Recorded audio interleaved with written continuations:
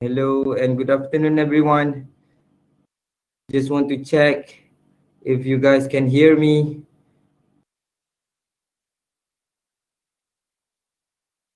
Good, good. So we have another 3 minutes before we start our session today.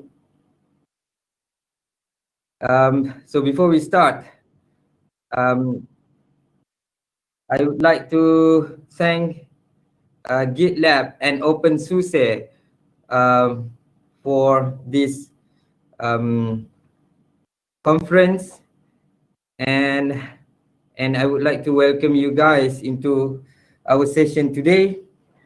Hopefully you guys are good and well. And my name is Sofwan from University Malaysia Perlis, Malaysia. Um, and good to see you guys, even though just online, but hopefully we can meet physically someday. Okay, so our presenter for this session gonna be Adityo Pratomo. Adityo Pratomo. Um, uh, are you here? All right, I can see you now. Are you ready to give your presentation?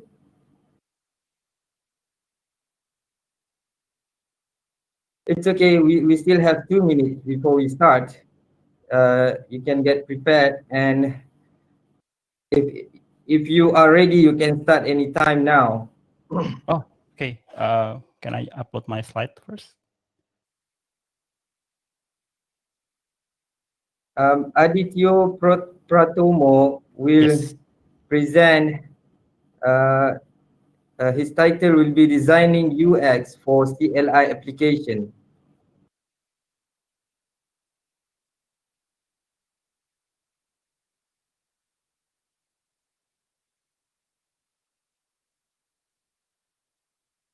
And Right.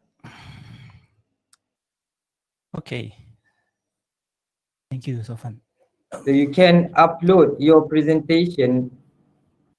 Yep. I think I've upload my presentation. And Can before you we see it? start, before Adityo Pratomo can start his presentation, I would like to ask everybody to please mute your microphone, and so that there's no disturbance during presentation. And if you have any question, you can type your question at chat notes. If you have any question to the presenter, you can write your question in the chat notes tab. Okay, so I leave the floor to Adityo Pratomo. Um, please start your presentation. Sure. Thank you, Sofan. Thank you, everyone, for the for the given opportunity for me to present. I can't Can hear you. Can you hear me? Is it very quiet? Hello. Can you hear me? Mic check.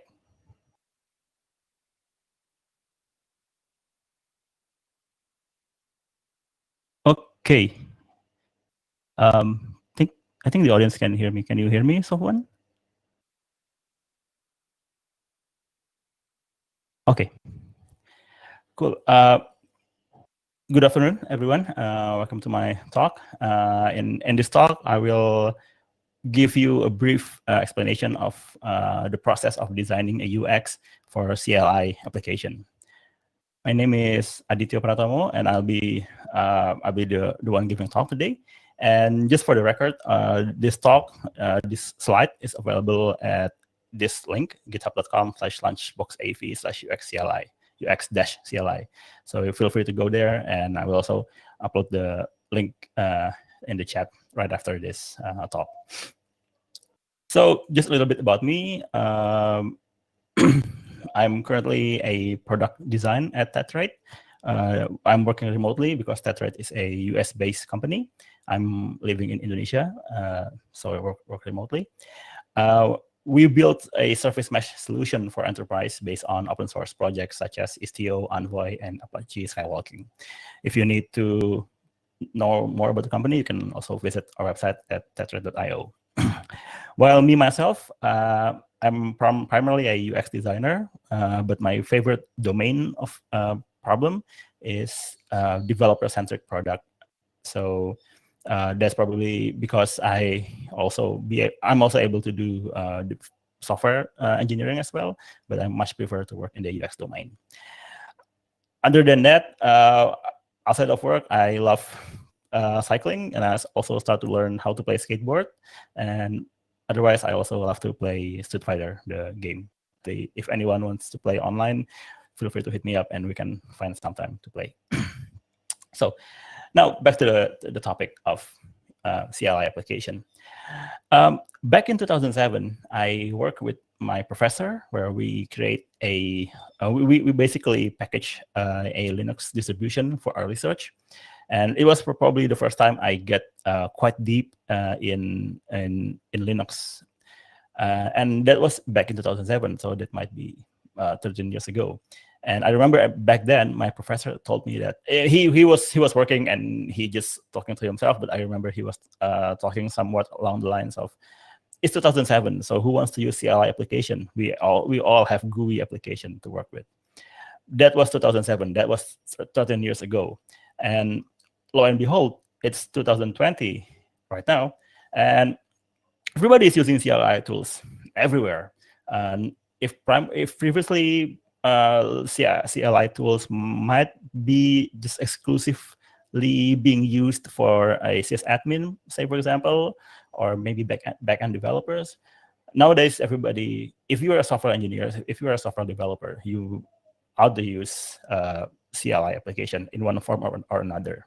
For example, because my primary domain is on front-end engineering for web application, I use CLI tools such as NPM, Yarn, and VM to manage my node environment, or maybe even Webpack or Snowpack or Parcel to build my application. If you are a DevOps, nowadays you might have heard or you must have used kubectl to manage the Kubernetes environment or clusters or pods or nodes. If you are an engineer, just an engineer, whatever you do, if you're a software engineer, then you must have used one of the most used CLI tools, which is Git. Otherwise, if you use Unix-based operating system, then you might have used tools such as CD or ls or maybe grep and others. And what's interesting is that these staple CLI tools, such as ls and grep, are being rebuilt nowadays by several enthusiastic developers. They start to repackage all these staple CLI tools and rewrite it using Rust and give it a bit more functionality, more eye candy, just more place to be used. And these new tools have a very nice traction. So that probably explains, or maybe that's a indicator that CLI tools are healthy, are in a very good state. Everybody is using it, and so I can probably say that CLI tools are having some form of renaissance. So it's not only exclusively being used by a experienced developer. Everybody who's used computer, do software engineering, software development, must have used CLI tools. But something that crossed my mind was why people use CLI tools. And after do some reading, I did some talking with friends of mine. I realized that CLI tools basically works because it just works. Like there's probably a very thin layer, but most of the time CLI tools just work, and it just give you that power to literally command your computer to do something for you. And this also being done in a very low resource consumption manner. because they remove the visual aspect of an application.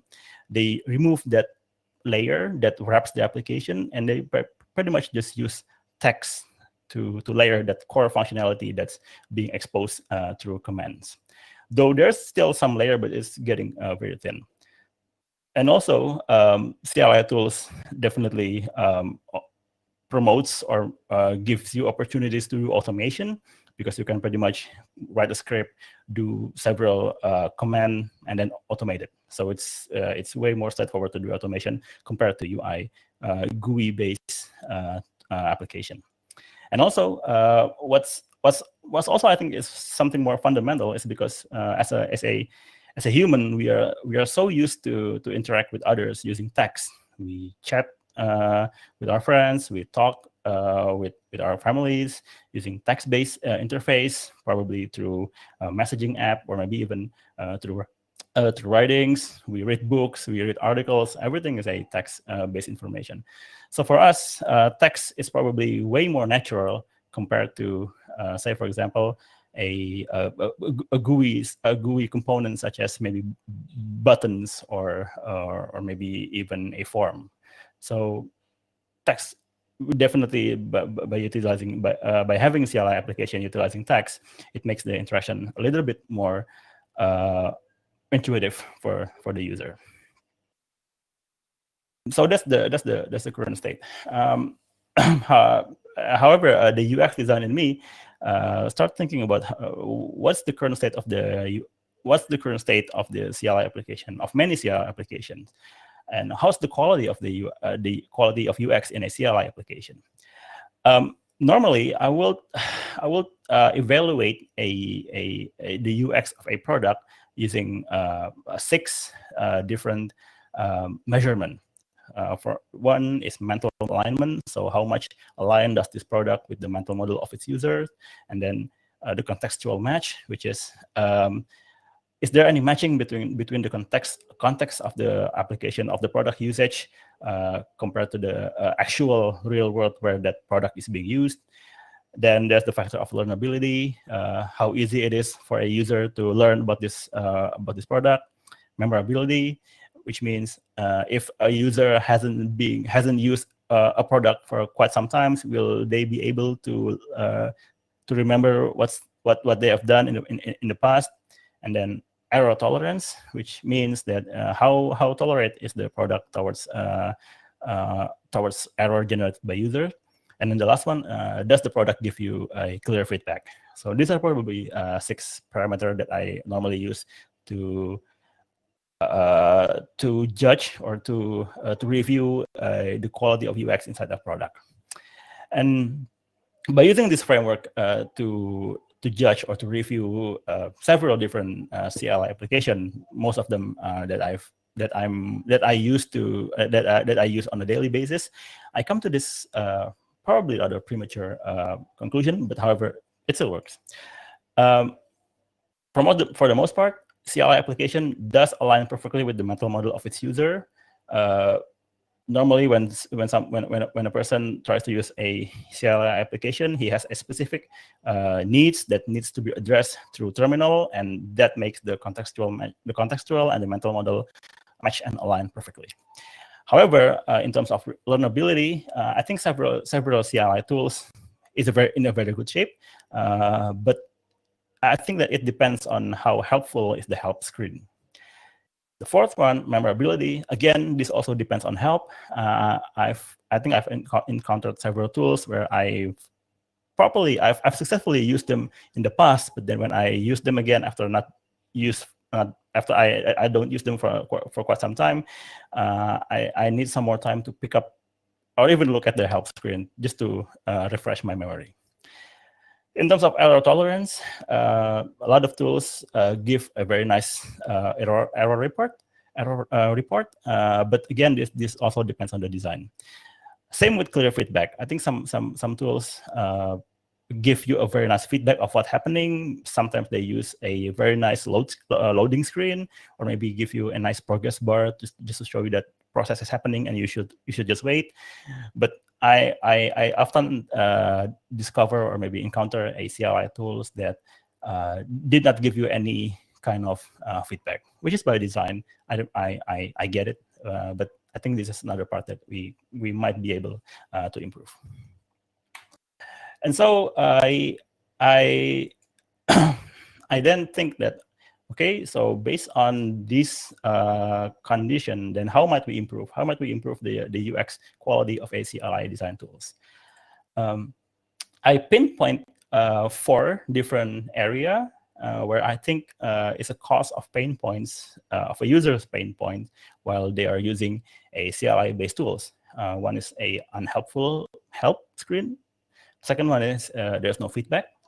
And the third one is unhelpful error message. Yes, there are error message, but it doesn't really help doesn't help the user in resolving that error. And then the fourth one is a intuitive syntax. My first hunch is syntax might be the first pain point to resolve. And I think that by creating a very nice syntax, the other three issues can be resolved at the same time. However, being a UX designer, and I believe that I should not put my initial hunch, my initial feelings, and it's better for me to talk to other user and see how they feel, what are they feeling. I decided to put these questions into a very modern UX research tool, which is lo and behold, a Twitter poll. So I did a polling on Twitter. I'm sorry, I had to write this in Indonesia because I did this in English, but nobody responding. So, but a lot of my followers are speaking Indonesian. So I asked them this very question: if I to translate this for you non-Indonesian speaking viewers, I asked them, dear friends, what's the most difficult things when you are trying to use a CLI or a terminal-based application? The options are those 4. One is unhelpful help. The second one is there's no feedback. The third one is unhelpful error message. And the last one is unintuitive syntax. The results is, in my opinion, insightful because it is not what I expect in the beginning. In the end, 66 people answered this polling, and 33%, the top 2, which is the same ratio, 33.3, which means there are 22 people saying choosing that option, which is a unhelpful help as well as unhelpful error message. Those 2 being the most painful thing encountered while using a CLI or a terminal-based application. Surprisingly, what I had in mind, which is an unintuitive syntax, goes last. So this definitely give me an insight on the current state of CLI apps being used. Obviously, this research can go much deeper, but I think for the purpose of this talk, might as well accept this as the basis for my talk. So there are 2 problems then: unhelpful help and then the unhelpful error message. So let's see, how can we improve on those 2 fronts? So as normal, just like my daily practice, I try to respond to these problems by utilizing something called design challenge, which will help me, which will guide me into the implementation part by providing a question that needs to be answered via design. So the first design challenge is regarding help. I think that the design challenge is how might we enable a CLI app user to explore and discover how to use that app in a more efficient manner so that the overall experience can be much smoother. I think one of my friends told me that his pain is that he used CLI application, but the help screen doesn't really help, so he has to resort to browser to Google it and then to find answer probably in Stack Overflow probably, and then go back again to terminal. So there's some kind of dispersion happening over there. The second design challenge with regards to error, I think the proper design challenge is how might we enable a CLI app user to learn from the error message so that he or she can recover quickly and be more productive. I guess that's the purpose of an error message. It indicates that something wrong is happening, and so it has to be able to also guide the user into resolving that error. So those are the two design challenges I will try to answer throughout the remaining of this talk. So first design challenge, which is the help screen. In my opinion, a help screen should provide the user with these three different things. One is a quick usage, which provides a quick example of how to use just one core function, but then follow it up by other possibly used comments. The second one is a list of comments and flags, just like what you normally expect from a CLI application.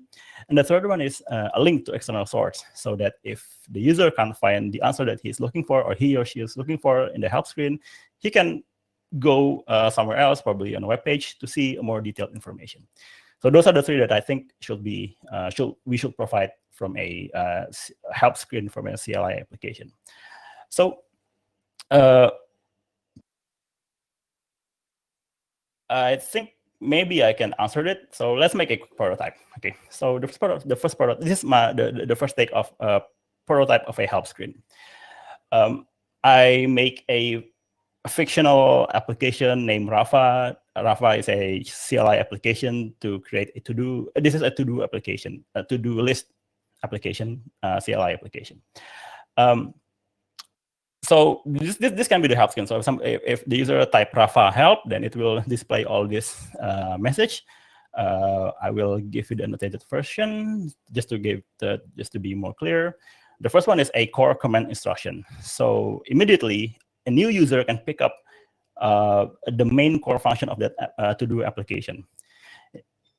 Probably most of the time, if somebody use a to-do application, he or she wants to add a to-do list, an item to the to-do list. So that is the core commands instruction. Rafa add to-do, and the item will be written in double quotes, pick up book from library. And afterwards, and the prompt and the message give you an additional command that this user can use in order to process or to update the to-do list. So for example, you can use Rafa check to do, or Rafa uncheck to do, or change to do, or remove to do. This will be displayed on top so that the user can quickly see what to expect from the CLI tools. And also, there's also a link to external resource, so the user can learn more outside of this CLI window. And then on the bottom, just on the bottom of that, we can also add the traditional usage. In this sense, I give them a general format, which is Rafa, command, flags, and name of the argument written in double quotes, also to do, and then written in double quotes. I list all the available comments and flags there, but also I add some note there saying that both to-do item and flag argument has to be written between single or double quote. This might seem a bit too verbose, but I think that it's better to give the user a clear understanding from the beginning how to use this application just by using just from the CLI window, and they don't have to resort to a web page, external web page. And then I suggest that we also end the help screen by give full example scenario. For example, just to show that how to change the name of a to-do item, or maybe how to mark a to-do item as done, or maybe even how to change the deadline of a to-do item. So all this information can be put inside the help screen. So the help screen might get a bit too long, but I think it's a good way to onboard a new user, and also to refresh an old user into how to use this CLI application. And then that's for the first design challenge. So how about the design challenge number 2, which is the error screen? I think that a nice error screen can give you these three information. One is a clear error cause. It provides the user with an easy to understand message about what caused the error. Or even better, they can also give a nice error code that the user can explore by themselves. The second one is a possible fix. So if an error is if the cause of an error is well defined, then a possible fix can also be suggested to the user. And the last one is sorry to yes. interrupt. You have 3 minutes left before your time. Yes, thank you. I will go All faster. right. Thank Go you. on. And then the last one is a link to external resource. So in case a possible cause and fix the error, fix to error can easily be pointed out, then cannot be easily pointed out, then there's maybe a link to a external source. This can be an example. So the user put this comment. Rafa changed to do cook breakfast with the flight date going 28 November 2021. The application gives you an error and also an error code. In this example, I give an error code number 29 and also a message saying that the date argument is not following the dd/mm/4y format. And then I suggest a possible fix, which is to change the argument following the required format. And I give an example of the fix, which can be used to adjust the comment. I give an example, and also I use color here to guide the user in easily digest all the information available to the screen. I think a good example of a good error message, if you ever use Rust, the compiler is very nice in giving you all these options. So take it this is heavily inspired by Rust error message. And so those are the prototypes. So how might we implement them? If you are trying to implement a CLI application using the guides that I just proposed, we might need 4 different components. One is a CLI grammar, which is a table consists of the grammar used in CLI. What's the noun? What is the verb? What's the objects? What is the commands? What are the flags and how they relate between each other? And also the error map. So in case you want to have a exhaustive list of error message on error codes and possible fixes, then we might have to store them properly and manage them properly as a document. And also a config file. I think that it's better to store the applications list in a easily configurable config file, so we can easily read and edit those config files. And last but not least, color text might also be helpful, in order to give the user, to guide the eye of the user towards important information. If you are looking to do this in Rust, then we can probably use, I pointed out several helpful library. For config file, we can probably use clap or libcli to create, these are a very nice command line argument parser to build a command line application. There's also some library that give you a color text. There's also another library that give a nice, that wraps in a panic message in a human-friendly way. But aside of that, both CLI grammar and error map can be managed in any form of table editor software, such as maybe LibreOffice, Google Sheets, or Microsoft Excel, or those kind of things, those spreadsheet editor. So to conclude, I think the CLI application is a very powerful tool for developer.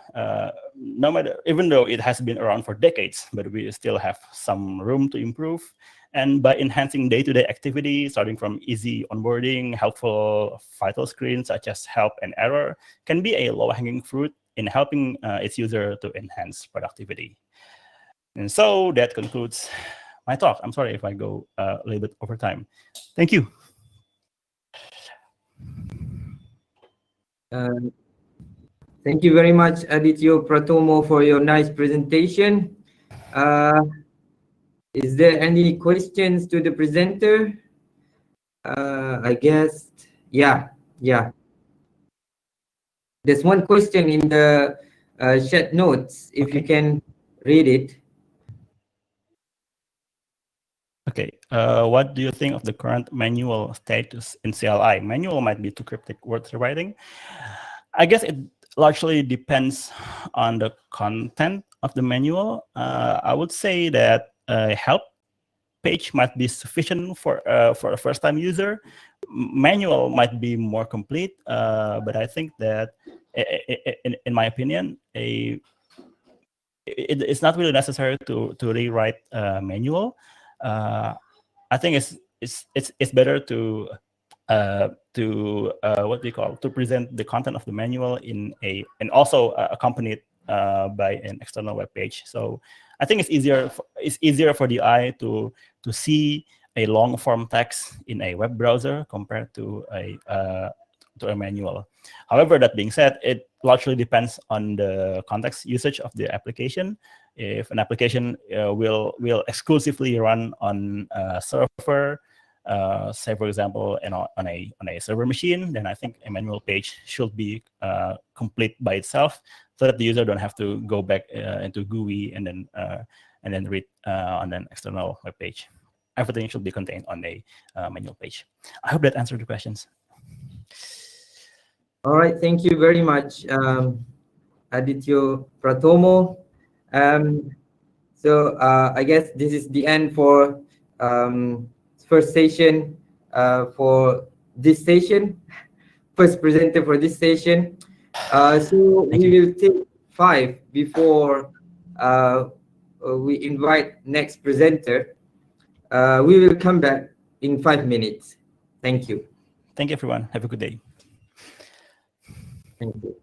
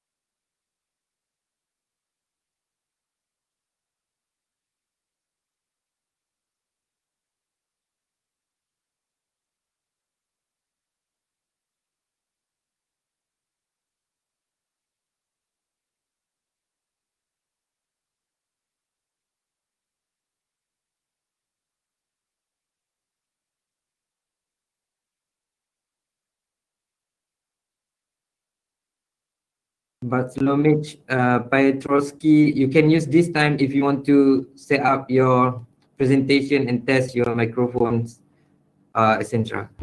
Thank you. Sure thing, thank you.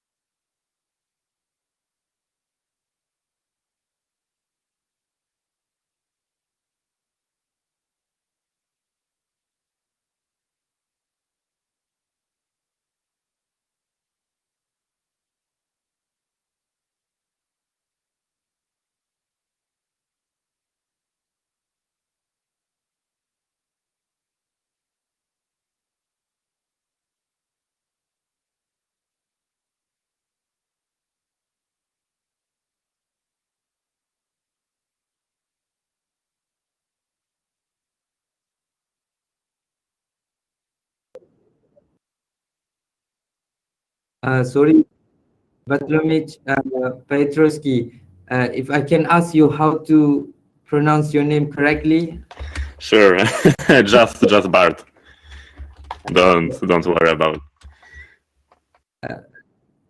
Can you say it again? Bart, like Bart Simpson.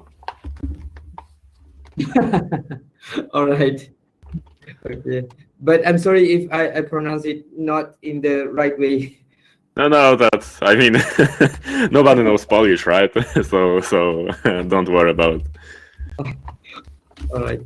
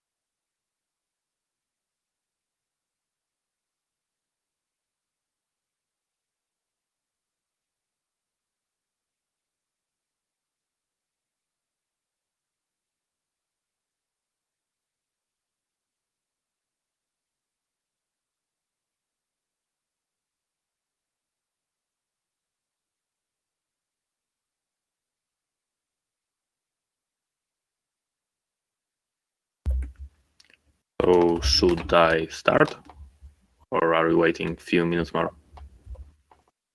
All right. Wait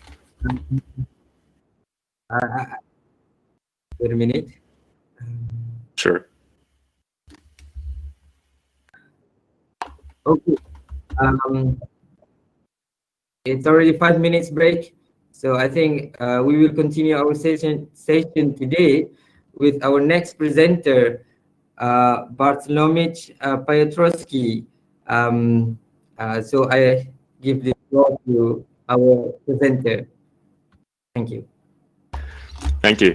Hello, everyone. My name is Bartłomiej Piotrowski, or just Bart, if you prefer to keep your tongue in one piece. Yeah, and I'm here to talk about FlatHub. So, few words about me. Outside of my professional work, I have been maintaining packages for Arch Linux for almost 10 years, and also for Alpine for a few more.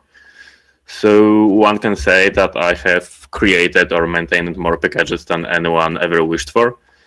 Yeah, and professionally, I'm a DevOps engineer, or basically someone who keeps the servers working for GNOME Foundation. Yeah, so FlatHub. Imagine for a moment that you wrote an app for Linux, whether it's a new text editor or cooking recipes app. Something that doesn't sound like game changer, but it's useful to you and would be useful to other people. So after you pushed your code to GitHub or anyone else, you notice that you basically have no users. So you start looking up how to create a package so anyone can install it. So let's say you start from Fedora, because that's your favorite distribution. So after copying and pasting some of the stuff in the documentation, you arrive at this, which doesn't look too bad, right? I mean, there is a package name, license, version. Basically, most of the lines here look pretty reasonable, right? Some are a little bit cryptic, but they were in the documentation, so it can be that difficult. Yeah, so we are pretty happy with whatever you have done, and someone else comes to you and asks for a Debian package. So you start looking for Debian documentation. And it turns out that there are like 2 books that you need to read for next 2 months before you actually understand anything that's going on. But yeah, let's assume that you somehow got through all these sections and your deb package is working fine. Turns out that there is many more Linux distributions than just Fedora and Debian, and we are not even talking about submission process to actually include your application in these distributions. So, for example, for Arch Linux, unless you convince someone who already is a packager, you need to be an active member of community, find 2 sponsors who will vouch for your application, and then maybe by the process of the vote, you will be accepted as a package maintainer. So even if you actually repeated this for multiple distributions, you are basically doing nothing else but maintaining packages for various Linux distros. So that's not a very sustainable way of creating software, right? So let's talk about Flatpak, and in a minute about FlatHub. The basic idea is that you can separate applications from the operating system, meaning that packaging work is shared. So you create your package once, and that's it. It supposedly works everywhere. And on the same side, people who are creating Linux distributions can actually focus on building a stable operating system instead of packaging whatever cool new app is highlight on Phoronix today. So there are multiple advantages of using Flatpaks. For example, you build it once and it runs everywhere. These are, well, technically support distributions, but in fact, these are just the ones we provide installation instructions for. So there are actually more than this, many more. At some point, we couldn't keep up at merging pull requests, which were adding new Linux distros here. And instructions are actually pretty easy. Some Linux distros are already enabling FlatHub by default, like Arch or Linux Mint. And for the others, it's just basically installing one package and then adding FlatHub as a remote. Yeah. So that's the first gain. The other gain is that the build manifests are actually same. So as you can see, it's simple JSON file, but it can be also YAML if that's what you like.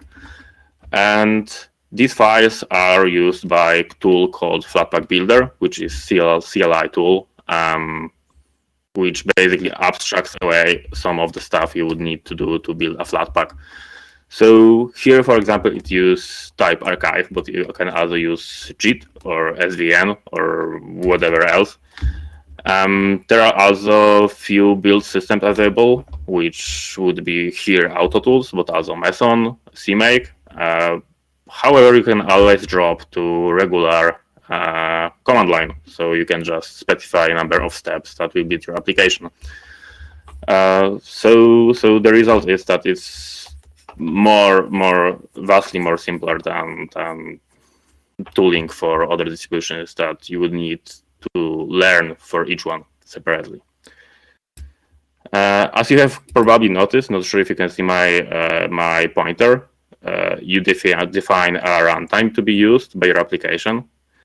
And that's basically why Flatpak apps are portable, because you are not using anything from the Linux distributions you are using. There are a separate runtime maintained by a different team. So the base runtime is Free Desktop SDK, which is like the very base system that you will see in Debian or Ubuntu. And on top of that, the KDE and GNOME runtimes are building. The upside of all of this is that there are people who are actually managing security updates or basic development of these runtimes. So you don't need to think about things like OpenSSL or, I don't know, libc. Yeah, so you are just basically writing a manifest for your application and not for all the base Linux dependencies. However, you can still bundle whatever custom libraries you are using if they are not available in the runtime. So that's also fine. Another thing is that the applications are sandboxed on different levels. So first of all, the applications themselves are separated from the system. So is runtime. So, for example, if your distribution updates some library, it has no effect on your application.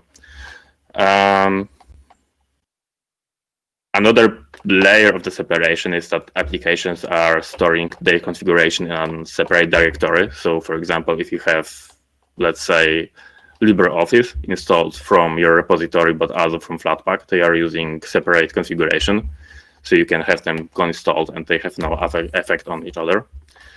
And finally, the meaning of the general sandbox is that applications define what permissions they need. So whether it's Wayland or Xorg, whether they need access to your host file system or maybe just to your music, or maybe they don't need network at all. So obviously, this is somewhat controversial to some people because you can always modify it, and it's applications themselves that define these permissions.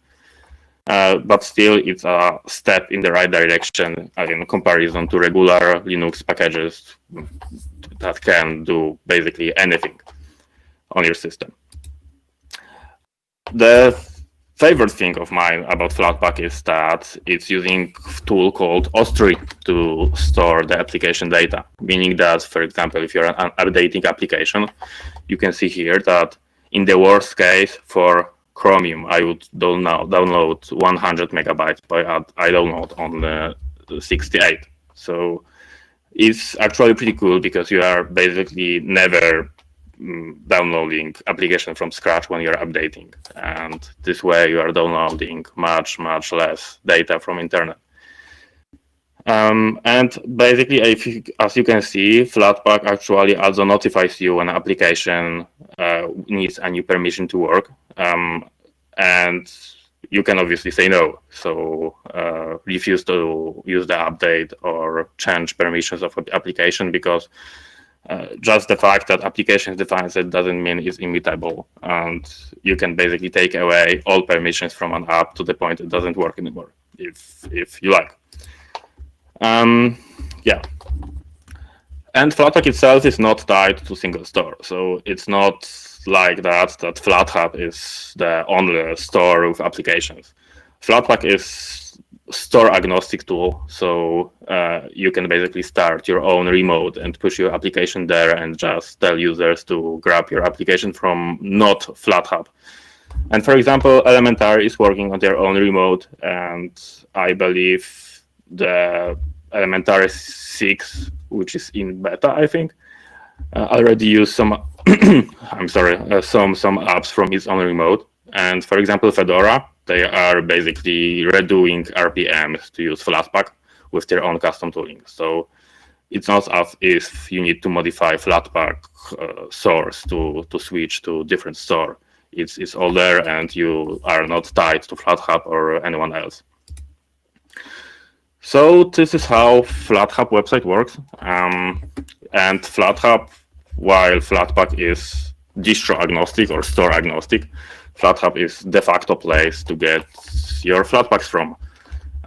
We basically provide the website, CDN, tools, guidance, how to package application, and infrastructure, of course. So you don't have to. You can focus on building your app.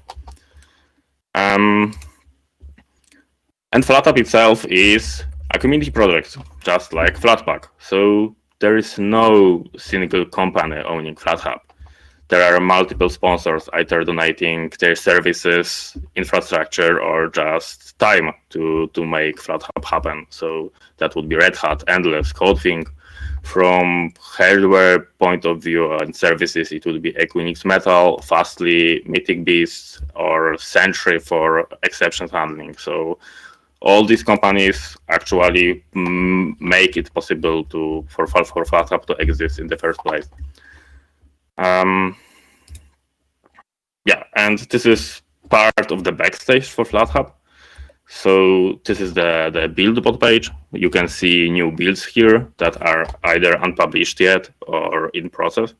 Unpublished means that they will be pushed out eventually, because we try to stage new builds for two reasons. First of all, you can test it.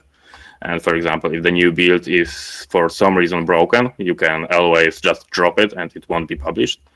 And the other reason is that we can actually push multiple applications at once and save some, well, not traffic, but save some server resources. This is how, in very top view, FlatHub infrastructure looks like. So the traffic comes from Fastly CDN, meaning that it should be fairly fast for people in Asia, in Africa, whenever. And Fastly is actually connecting to two servers, which we call front servers. These are caching load balancers. One is somewhere, I think, in UK. The other is in Amsterdam. And these two connect to the final big box that has terabytes of data, because we are not pruning old builds. So for example, you can, at this time, revert an application to the version from 6 months ago. Yeah, and where the new applications come from, everything is stored on GitHub, on our FlatHub organization. And when you push and you commit, a webhook is sent to BuildBot. BuildBot has actually 4 build servers for different architectures. And this gets uploaded to the main box with the repo.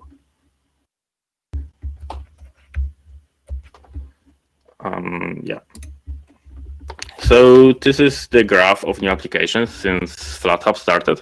So we started pretty small at 160, but nowadays we have at least 972 apps. And in practice, it's actually more because we are not listing CLI apps in the web store, at least yet. So we have easily over 1,000 apps at the moment, and the number is, as you can see, growing every year. However, the number of new applications doesn't actually mean much if there is no users, right? So let's see at more interesting metrics, which is download statistics. And as you can see, it's, well, not very readable, mostly because calculating Flatpak downloads is quite complicated because some applications, well, when you are updating, you are not always downloading the entire app. So as you can see, there is a huge variance between how much stuff is downloaded every day, and this also depends on new updates. So when new Firefox is out or new LibreOffice is out, this obviously goes up. But you can see the general trend that there's only more people using Flatpak. However, there are better metrics to track, which would be traffic from the CDN. And as you can see, it's growing rather fast. And there's actually, well, fun and sad thing related to the growing traffic, which means that at some point we were not managing with all the traffic we were getting. So it was very difficult to actually install a bigger app than some small text editor, and Flatpak was erroring out. So after some infra changes, we are actually serving everything pretty well these days. And that would be one of the biggest changes that you could spot in the way Flatpak works in this year. The other change is Firefox, which is one of the biggest app added this year, and it's not maintained by us as in FlatHub or someone like we would say random from the internet. It's maintained by Mozilla, and it's plugged into their automation. So new version is available on FlatHub on the same day the Mozilla releases their new version. It basically happens on almost on the same moment when release artifacts like Turbo or Windows installer is pushed the repository to FTP server. And there's also a beta version available in FlatHub beta, and we hope in the future to provide also developer edition and nightly version, but we'll see where yet. Another thing that is, well, hard to notice is that the backend has been rewritten in Python this year, which basically means nothing because the website still looks the same. However, search results are slightly better because it doesn't happen on the browser side, but on backend this time. So in the past, if you typed video into flathub.org, you would see maybe 6 or 7 results, and you would miss things like PTV or other fairly popular video editor apps, which are not mentioning video in the description. Admittedly, the results are not the best, but we are working on this. Yeah, so what to do if you want to submit an application. You basically need to fork the main FlatHub repository, which is flathub/flathub on github.org. Clone your fork and check out new PR branch. Here's where you are adding your manifest, YAML or JSON, and all the files it needs. Obviously commit this and push, and then open a pull request against the new PR branch on the FlatHub repo of the FlatHub organization. And then you wait for the review. This does not sound ideal.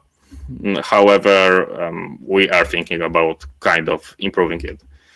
If there are any problems when you are trying to submit application, just please drop me a message or contact us on Flatpak channel on IRC. The thing that is very useful when writing new manifest is shared modules. This is a separate Git repository on our organization, where, as the name suggests, we are storing the most commonly used modules. So you can just basically add a Git submodule and just include this manifest. So you don't need to think how to build Python 2 or GTK 2. Yeah.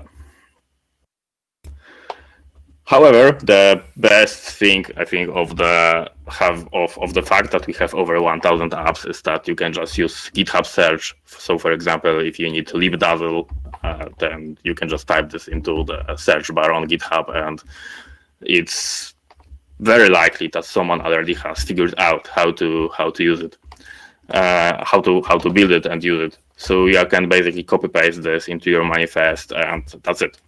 That's basically how I'm doing this these days, at least for the libs. I'm sure that they are here.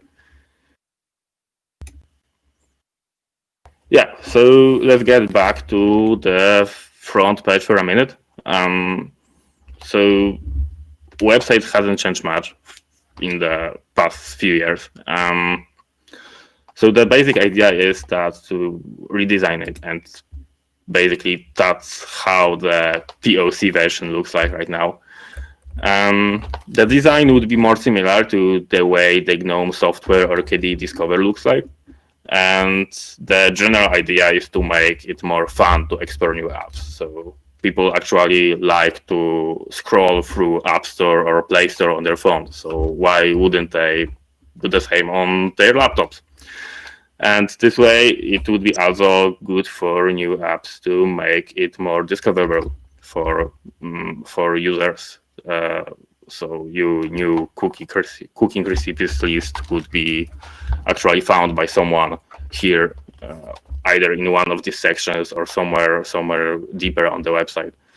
And that also brings us to more improvements on the website. So this is how the current listing looks like. You can see it because it's fairly small picture. However, there's no designation of whether the application has been submitted by someone external or whether it's a developer of this application. So that would be one thing. For example, there are no nicely looking download statistics. So we could, for example, include somewhere on the bottom how many times it have been downloaded in a month, for example. We also don't display console apps. So if you are writing a CLI app, you will be not visible on the website. Yeah, so it's very work in progress at the moment. And this is how the POC looks like right now. We will see. It's hard to say at the moment what we will include. That's like one side of the problem. The other one is actually the developer experience, which, as you could have seen on the submission steps, is not the best. So in the ideal world, we would have some fancy web UI where you can, for example, just upload your manifest and everything happens under the hood. That would be one way to make your life easier as an app developer. The documentation is also to be improved, so it's easier to understand how FlatHub works and how to actually reproduce build failures locally. Because, for example, let's say you submit your application and then our build bot says that you have no icon files, no meta info file. For some reason, ARM build fails. You thought that you can access network during build, but you can't, and it's nowhere stated. So you are alone in the dark.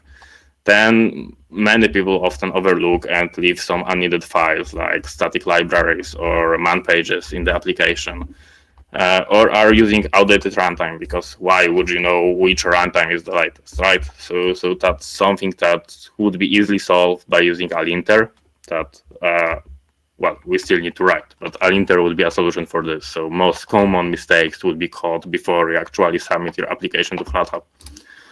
And going on, the other things that we could improve is, for example, finding security vulnerabilities in your application. So if it's known that your library that your application is using is outdated, we could notify you about this. Some developers are also unhappy because FlatHub is a completely separate repository. So when they push a new tag, a new version of their app, then they still need to remember to update FlatHub. We could glue this somehow, and some of this automation is already here, but it still needs more figuring out.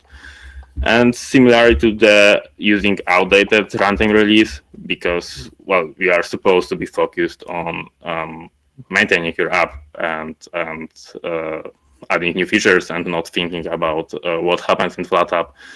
We should be notifying you about new runtime releases, so you know that new runtime is out and you should update. But this is all probably plans for the next year. We'll see. And yeah, obviously, as all open source projects, we need help. So there are multiple areas you could help us. The first of all, we need more apps. So either try to convince your favorite app developer that their app should be available on FlatHub, or try to submit new apps. We in general try to enforce some submitters to contact developers first, but if developers are not interested and they are not against publishing publishing their app on FlatHub, then we also allow those apps. Then also documentation is in pretty poor shape, and the most difficult task, I would say, or at least tedious, is looking at bugs reported against applications and trying to come up either with if they are invalid or with solutions. And as you could have seen on the website, we also need web developers. So if CSS is your favorite thing, then we would be grateful if you could help us. And if you're already a maintainer, then please tell us what your experience were, because when we are sitting in the same thing for 3 years, then it's sometimes hard to see all the mistakes we are making. So if anything is confusing or was confusing, then please give us a message, or either me or on Freenode or on GitHub. The external feedback is extremely valuable if you are focused on single project and you simply don't know whether something is not right. Yeah, that would be it from me. Thank you, everyone. I will take a look at short notes if there are questions. Okay, so how does... Yeah. Go on. So the first question is, how does Flatpak differs from RPM apt pacman? And is Flatpak planned to replace the traditional package manager? I touched this subject a little bit. No, the Flatpak is not going to replace pacman or apt or anything like this. So this is basically the separation of apps and the OS. So apt or pacman are basically the distro level package maintainer, which are supposed to install your kernel or desktop environment. Flatpak is mostly focused just on the applications that you are using daily, like Firefox and Thunderbird, and not OS level stuff.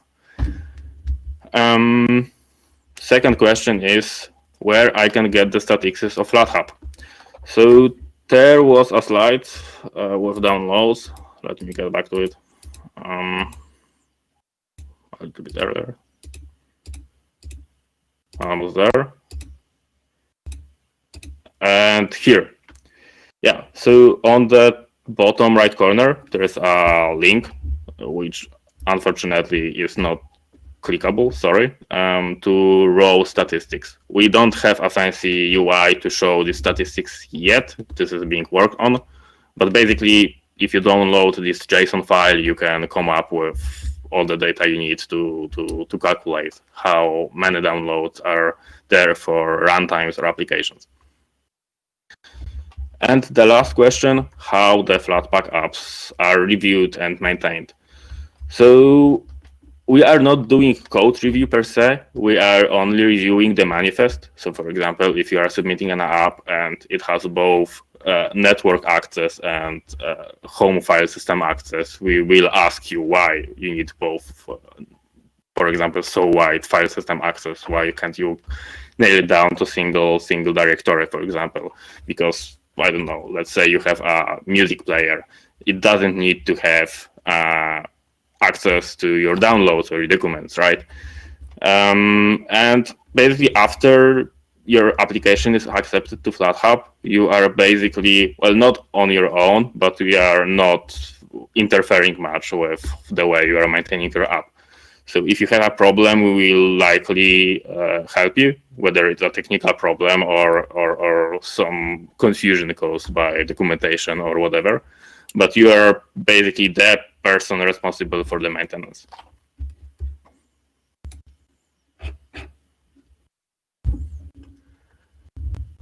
Yeah, I think that's it. At least I don't see more questions on a shared note. So thank you, everyone. And if you have any questions, please poke me on chat or anyone else.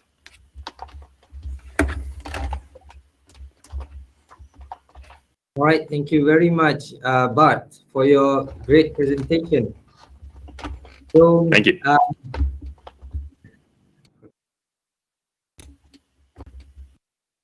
Thank you, and we're going to have a 15 minutes break. 15 minutes break before we start another presentation. Because we finished a bit earlier than our schedule. But it's fine. I think our next presenter. Are you ready to present a bit earlier, Mr. Andres Telo? Are you okay if we start a bit? Oh yeah, yeah. All right, that's great. So we will come back again in 15 minutes. In the meantime, I would like to ask you guys to fill in a survey in the link in the public chat during break time. All right. We would like to thank you, GitHub and OpenSUSE, for this conference, and we will see you again in 15 minutes. Thank you.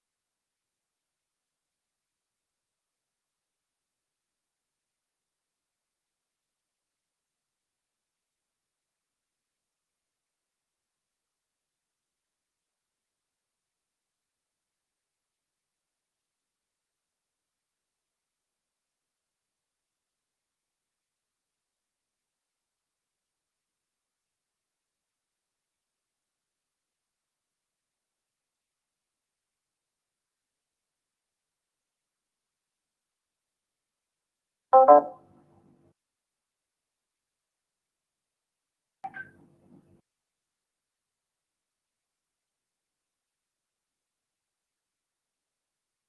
right, we will get started in 1 minute. In the meantime, um, um, I would like to thank you, GitLab and OpenSUSE for this conference. And before we start with our next presenter, Mr. Andres Telo, if you want to test your microphone. Testing. One, All two, right, three. that's great. All right, without further ado, I would like to invite our presenter, Andres Telo, to present his presentation. You're most welcome. Thank you very much. Good morning for me, greeting from Mexico. It's 2:20 a.m. for me. We have a little agenda. I will talk a little bit about me. We will review some history about RTMP, HLS, and WebRTC. I will tell you why I select Current over another media servers, and I will show you a real example implementation of the usage of Currento. About me, well, I'm a long-time user, Linux user. I started using Linux back then in 1996. I live in Mexico City. I own my own company called Group Aulox. We develop some core banking applications, currently working towards open banking. And also I have a few other projects like Pol Access Online. I'm the main developer. I still do a lot of coding. And in Pol Access, there is a platform that we will see in a few moments who do a lot of things. Well, what about WebRTC? Back in the day, there was the first RTPM, which was a real-time messaging protocol, RTMP. It was mainly promoted by Adobe. It was inserted inside Flash. And if you remember, back then, we were unable to see Netflix because Netflix were using this protocol, and this protocol was proprietary, and there was no player in Linux. Apple started their own version of his own protocol called HLS. The main feature of this protocol is it can have multiple channels, and it was like a low bandwidth, medium bandwidth, and high bandwidth channels. And also there were a couple of protocols who gave us like between 13 and 45 seconds of delays. So there was like some quick interaction between the audience and the presenters. And now we have a WebRTC. Actually, this application is a WebRTC application, the application we are using currently. WebRTC stands for Web Real-Time Communications, and is more flexible. It's using new codecs like the BP9, and it's still evolving. Actually, the last feature added to the protocol is redundant audio channels, because WebRTC is now, with the pandemics, also faced a lot of evolutions, and WebRTC is mutating to be like a full protocol multimedia for concerts, multiple channels, and stuff like that. Currento. Well, actually, WebRTC have several types of implementations. There are three main types of implementation. There is a mesh type, which each client communicates with everybody. So you get like one per 2 megabytes to 4 megabytes per presenter. Like that's a lot of bandwidth. Then we have the selective forward unit. It's everybody is sending the information to one central server, and the central server is forwarding all the information to everybody. So if we have 4 presenters at the same time, we have the 25 megabytes of consumptions, and the most optimal is, for my standpoint, is the multi-point conferencing unit, the MCU, which selectively decides and composites the signal at the server and forwarded to the user. So we could have like 10 presenters or 20 presenters, and we are only using one single channel of bandwidth. So you can have a lot of users in this schema. Why Curento? Well, why Curento is a media server for WebRTC, and it has some advanced blocks, so you can build an application around Curento. Curento is a media server. It has an RPC JSON interface, and you can interact with this media server with Node.js, with Vanilla, JavaScript, with Java. Actually, if you have enough time and patience, you could develop your own stack of tools to control Curento. It has a fairly good communication. Actually, one of the things that I liked about Curento was that it just worked right off the box, the examples. And the community, the mailing list is fairly active. And you can take a look at Curento at www.curento.org.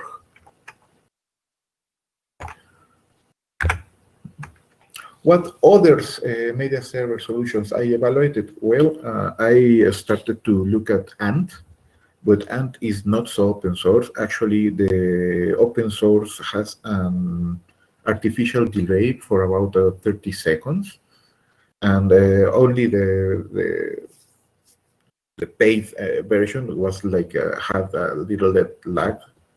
There is like the main component of WebRTC. It runs like Jitsi. I didn't like Jitsi because it was like, for example, I needed to build the application from the start, and Jitsi is like too much conference oriented. The implementation isn't so clean. It takes your time, and you have RTPMM over Nginx, which is very good, but it's not that flexible. And eventually, we are talking about RTMP, and for running RTMP on with the web browser, we need a special configuration because RTMP ends up being like a giant playlist of audio chunks. And if you already know other implementation, well, please tell me. I actually knowing that this blue thingy that we are currently using, that it looks fine. What do you need to do? What do you need to know to jumpstart with Curento? You can download the RPM for Curento. It's mainly focused on Ubuntu and not in the latest version of Ubuntu. So I strongly recommend to use the Docker version. The Docker version just works. Remember, since WebRTC implements a protocol called ICE, you need an STUNT and it's an UDP-based protocol. If you are behind a firewall or you are behind a NAT network, you need an STUN. So Google provides an STUN. The STUN is automatically selected on Chrome, but you can also have your own STUN server. There are good tutorials. Actually, the web page of Curento has a lot of tutorials, and there are good examples on GitHub. And it's even better with a signaling server. Curento is like a building block, and you need the signaling server to control Curento. This is the structure of Curento. You have the KMS, Curento Media Server, and the application server. Your application server could be made on Java or Node.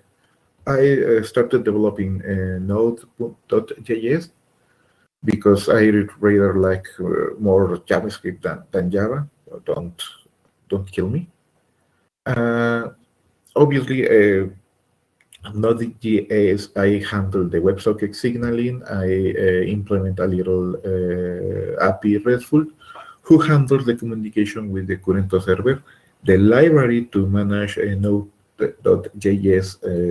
with Curento is provided by the same programmers of Curento, so it's like a solid library. It's quite easy to use.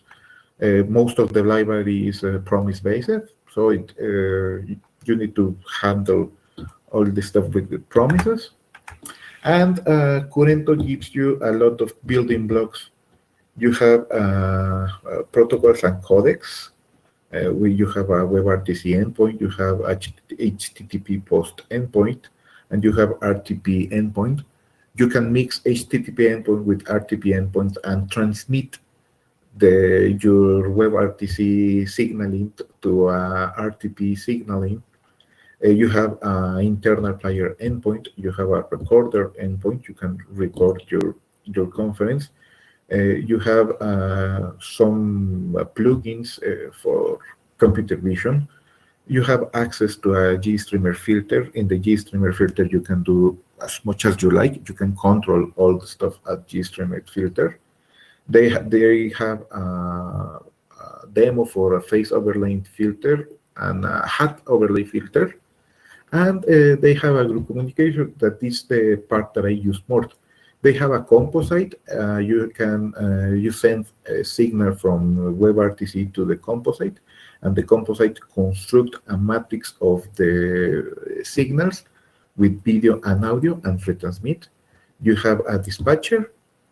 You can have one signal in, multiple signals out, and you have a dispatcher one-to-many, which is actually dispatcher is one-to-one. You can select which one. It's like a switcher. And you have a dispatcher one-to-many, who is one input, multiple outputs. Poll Access, it's a website required by a client. The requirement actually derived by the pandemic. That I'm getting tired. It's too late. But okay. Poll Access Online is a website to provide services to the poll entrepreneur, the people who do pole dancing.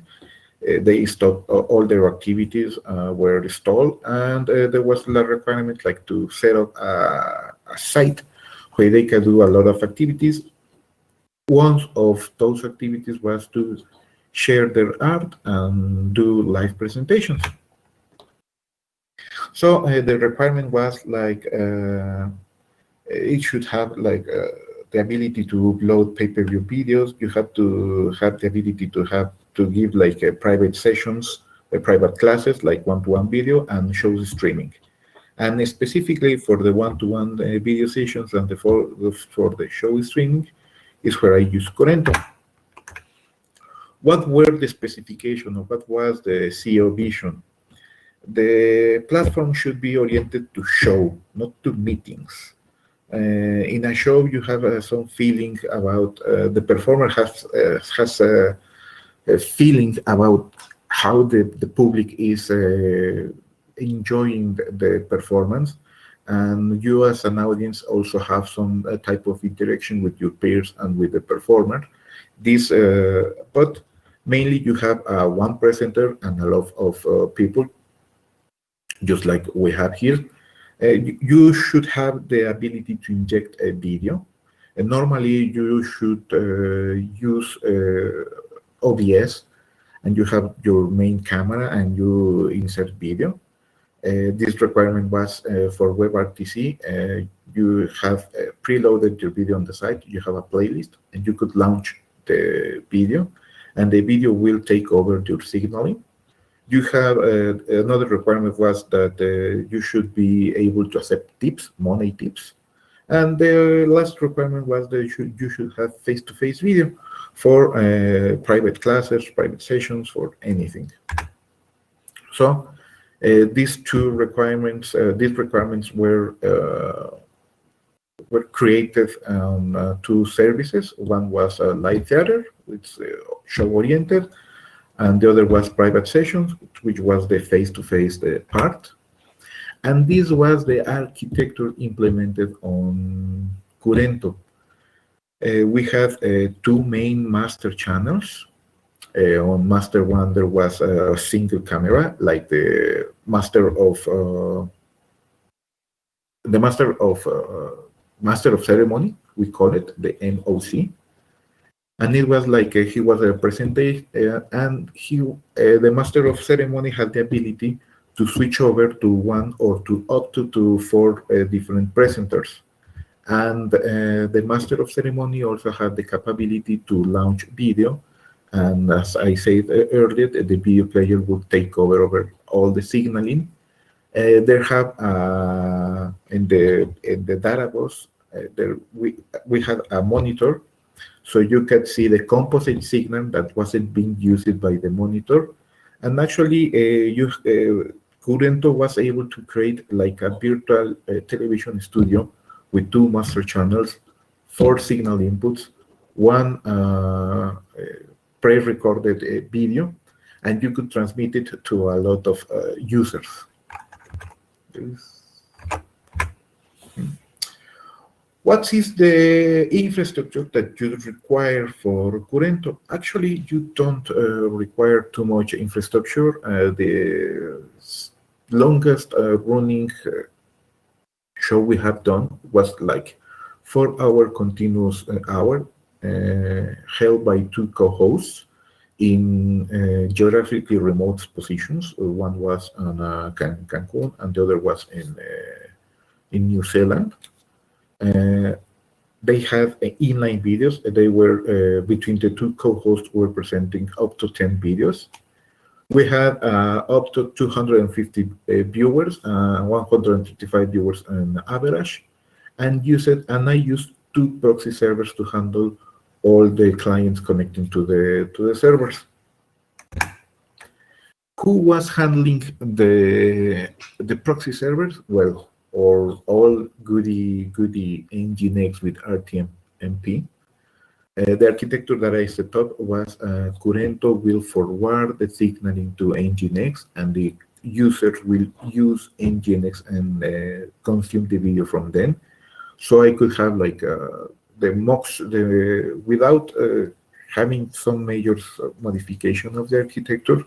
I could deliver a signal to about 2,500 users in about 50 different servers, and they can dynamically grow and dynamically shrink.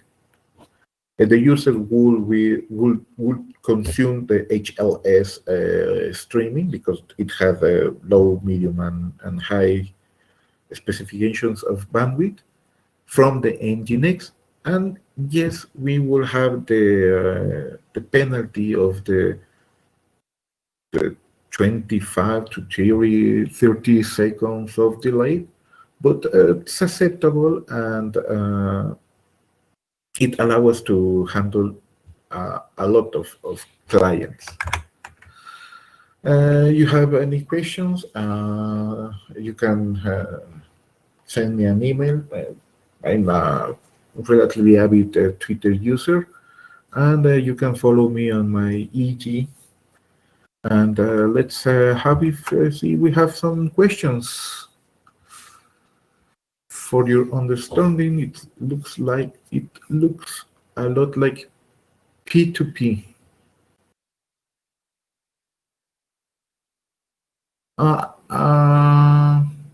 Actually, All Access allows you to the people to upload their work. There is no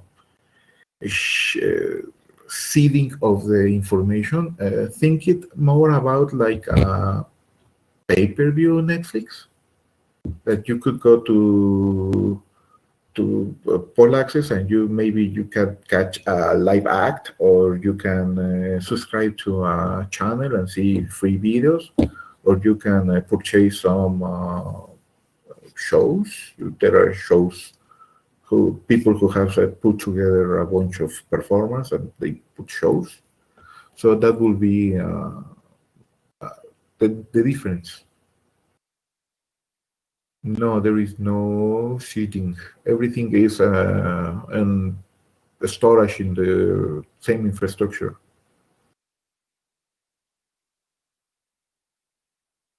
Any other questions?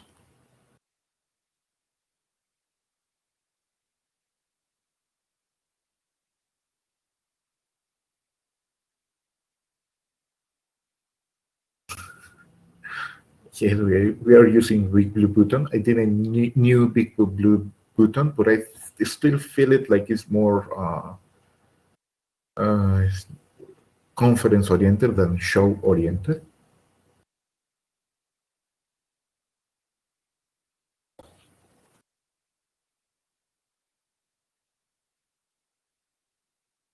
So if there is no further questions,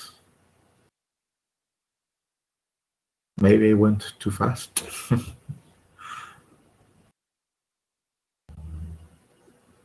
Yes, WebRTC is awesome, and Corento is really, really good. It allows me to make like a really complex architecture.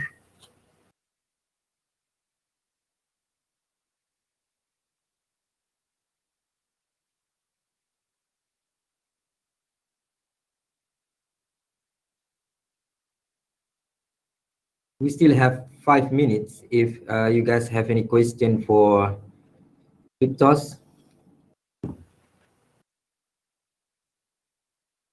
And Corento is fully open source. And all the composite is done on the server side. So you, therefore, that's why I limited for only 4 co-hosts, because more co-hosts will require more CPU. Yeah, would require like a bigger server. But for 8 cores, 32 gigabytes, you can handle like 8 simultaneous conference with 3 co-hosts each conference. And you use your delivery mechanism with proxies. And with proxies, well, you can scale up to a lot of viewers.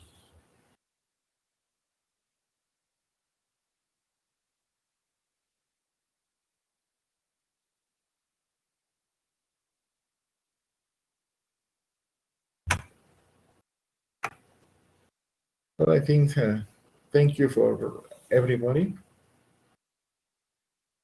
Have a good afternoon.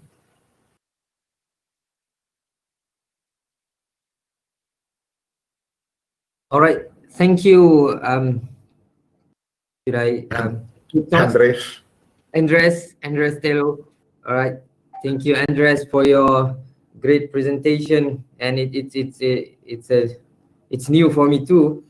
But I can see it's a lot of possibility in there. All right. So we are going to have a 5 minutes break. We will come back at 4:52 p.m. Malaysia time. All right, thank you. See you again in 5 minutes.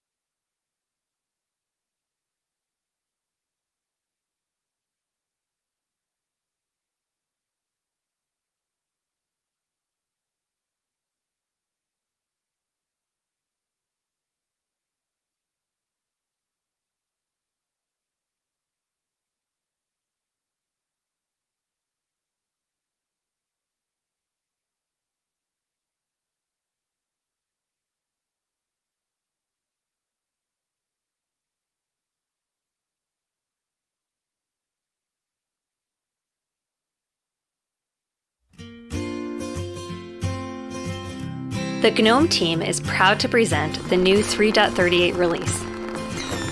This version increases performance and stability, as well as a host of new features for security, convenience, and fun. GNOME has a few revised app icons to add to the mix, as well as other design improvements, adding battery percentage to the indicator and restart to the power off options. We've added a new welcome tour, which appears after install to help new users feel right at home. Application launchers can now be rearranged and organized and moved in the grid to reflect what's important to you. This allows you to make the app grid your own, as well as making it easier to find apps when you need them. With the newly designed fingerprint dialog, setup is a breeze. You can now log into GNOME with just a simple touch. We've also added parental control settings, giving you more control over what your child can access. Sharing your computer's Wi-Fi is easier than ever with the addition of a scannable QR code to connect your mobile devices. GNOME response time is now faster while using monitors with different refresh rates. You now have even more control over your browsing experience in GNOME Web with intelligent tracking prevention, video and audio blocking options, browser tab mute and unmute, and you can now import passwords and bookmarks from Chromium. The GNOME Maps app is now resizable, adjusting seamlessly to fit the smaller screens of mobile devices. There's certainly a lot to enjoy in GNOME 3.38. We hope you enjoy using it as much as we enjoy making it.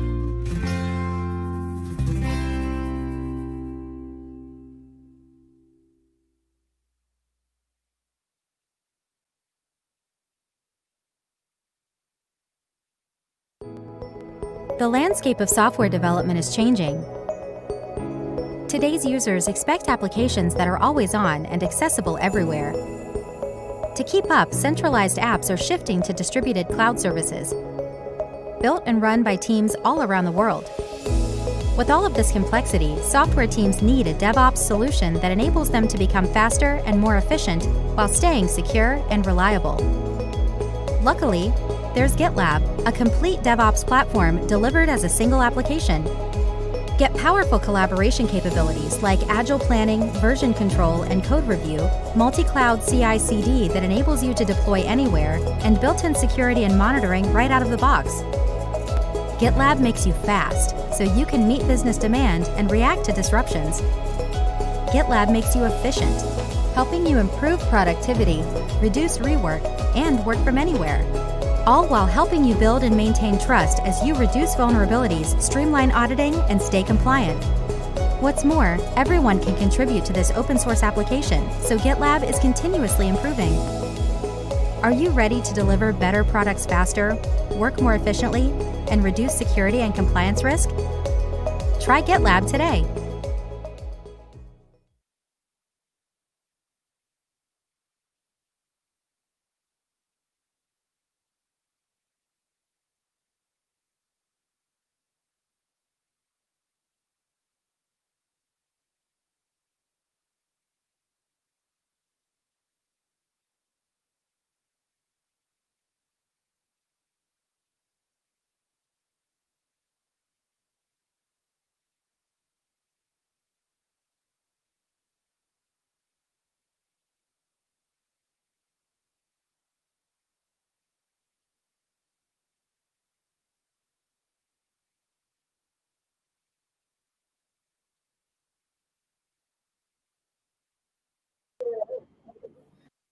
Hello, Yudi Satrio. If you're there, I've made you as a presenter, so you can upload your presentation and have a bit test on your microphone if it's work well or not.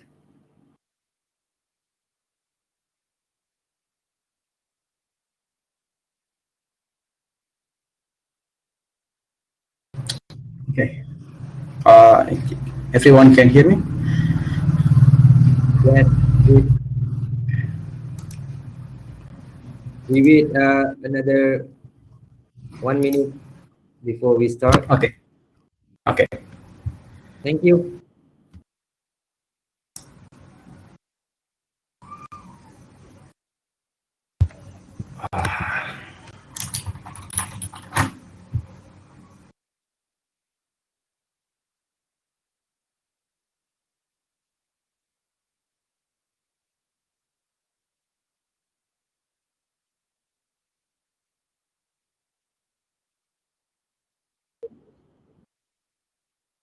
All right, hello everyone. Welcome back to our last session for today. We will have Mr. Yudi Satrio as our presenter. I think he's ready now.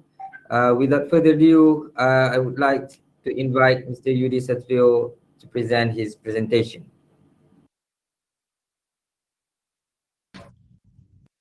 Okay, I can start now. Okay, this time I will share my personal tools. Actually, I'm just hyperbolic the words by using weapons. Basically, it's just a tool, daily tools that I use day to day developing as a front end developer in GNOME desktop.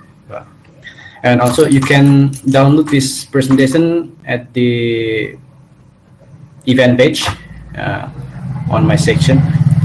You can download this. Okay, and this presentation is licensed by CA SA 4.0. So you can redistribute and anything you want to this presentation. So feel free to edit, to add, or to remove something inside. Okay, who am I? I wrote the in my first line is in French. It's like a bonjour, je m'appelle Yudi. It's like hi, my name is Yudi. I'm a lead engineer at the DMVS in APAC. It's a daily motion video services. As you see there, yes, it's like a sister company or child company from dailymotion.com. So, but it focuses on only for B2B partner. So, and I'm one of GNOME Asia 2019 last year committee at Gersik, and I'm one of a few JS translator in Indonesia also, and also I'm one of LEID initiator in Indonesia, and we have a Telegram group. If someone here want to join, just find our group at Telegram. I'm sorry, my bad. I should I should share the link also actually. And the last thing is I'm also initiator of the Gersik Dev. It's a developer group at Gersik. And anything you want, ask me, or just talking or just chatting, you can reach me on my Twitter at isatrio, and my email at isatrio@gnome.org. anything you want, ask, or just talking, or just say hi, just reach me. Okay. Hey, wait, sorry. And this is my little workspace at home. When you see there is a two laptop there, the one in the left is my own, and the another one is company properties. So I just use it, and I also play ukulele. And since the pandemic, I also have another hobby, doing the create a keyboard, mechanical keyboard, and now I'm on doing something. I mean, I am create a new one keyboard font, but still not finished yet because of budget. Because this hobby is so expensive.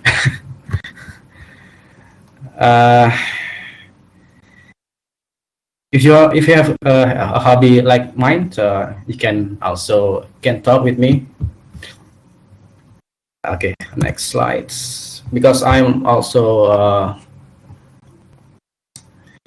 one of the initiator of the LEID in Indonesia. So I always campaign that software developers should aware about accessibility in websites.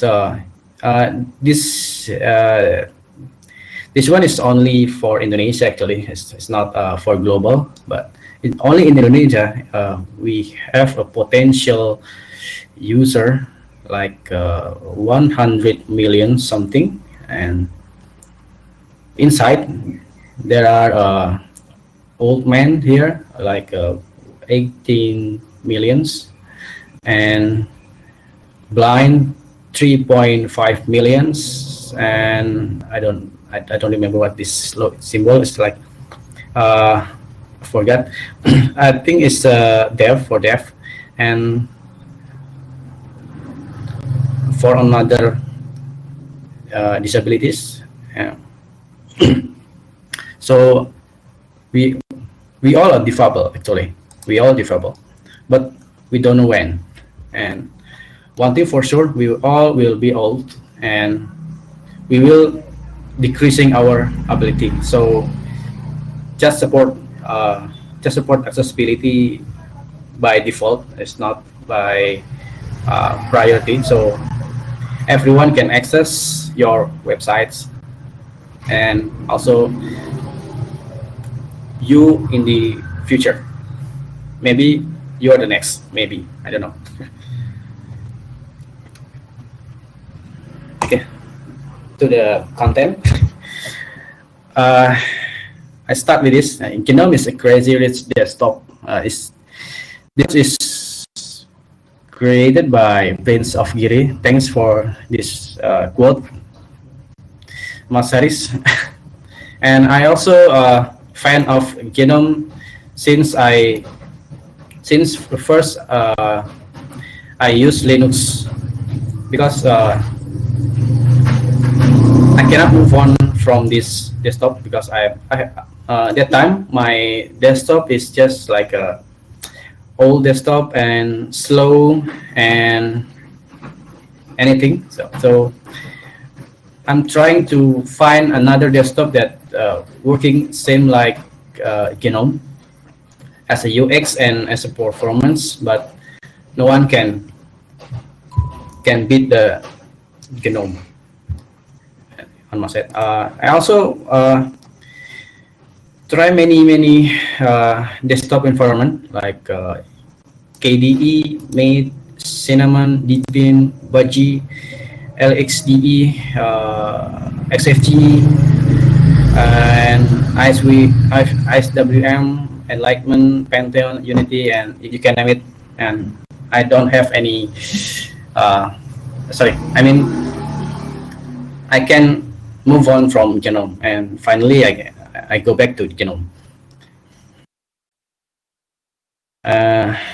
Okay, next slide.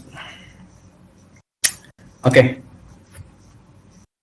Basically, I'm a front-end developer, and many tools for front-end developer is working good on Mac, and everyone knows for developers especially they are using Mac, and many tools inside Mac can confine the developer, like also the browser, and the only reason I'm still using Mac is because of Safari, because Safari can't be installed in any OS unless Mac. this one I'm a bit like I'm a bit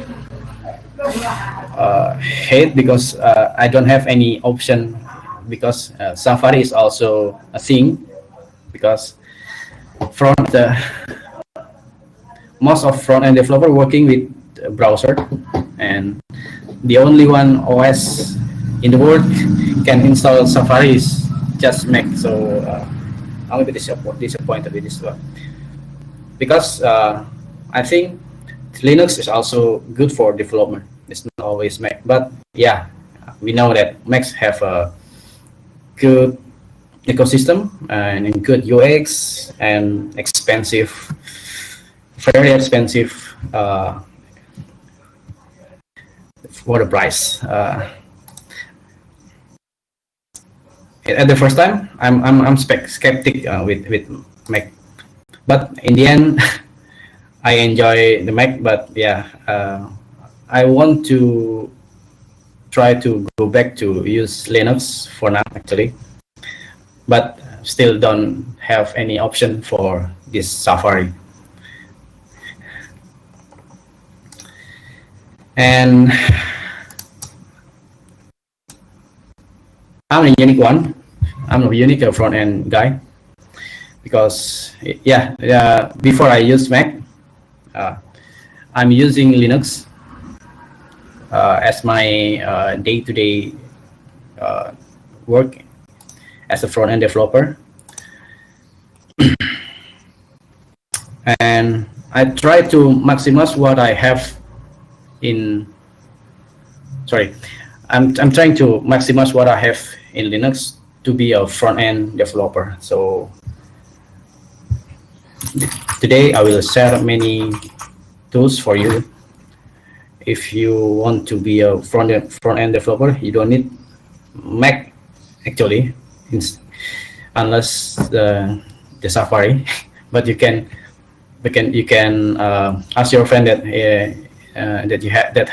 who have MacBook to check if the bug is come from Safari.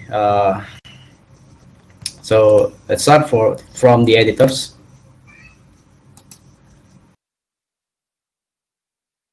Yeah, the editors is the vital one. The only editor that support accessibility is only Vim and gedit, because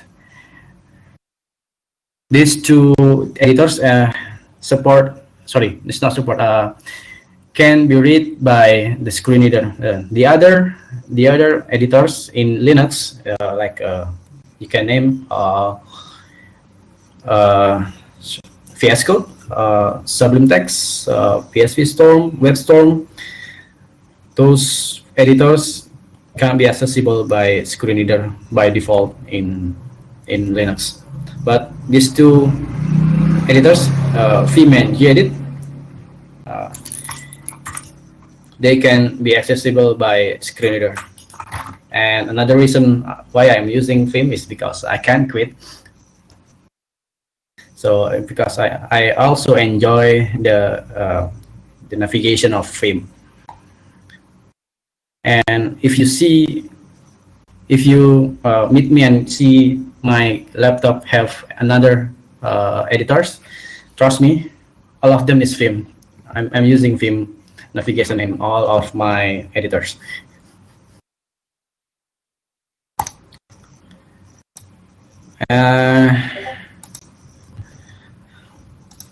This is my Vim, so don't worry. It looks like VS Code or Sublime. It's pretty. First time I'm using Vim, that time I was skeptical actually, because why people are using Vim? Because the Vim is hard. Vim is I don't know, it's hard to navigate or something and can't quit. But once I enjoy Vim, I can quit from using quick Vim.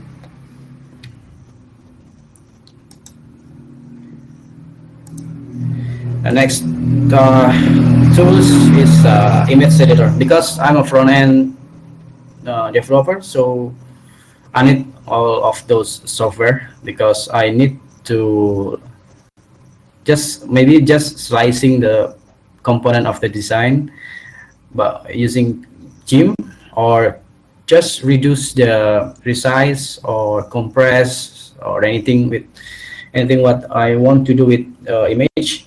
I can use GIMP, and anything I want to do with SVG, I go to Inkscape. There is a Trimage. Maybe some of you don't know what is Trimage is. Trimage is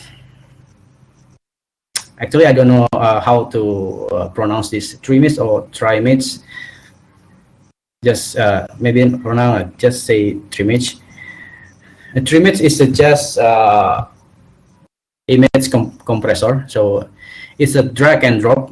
I use this because this is an easiest way for me to just drag and drop images to this software, and then it will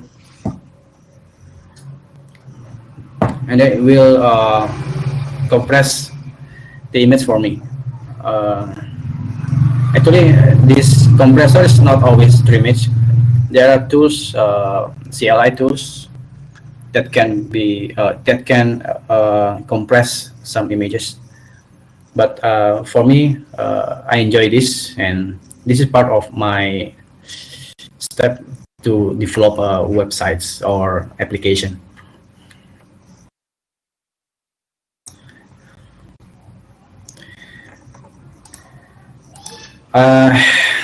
Anyone knows that CSS is not easy.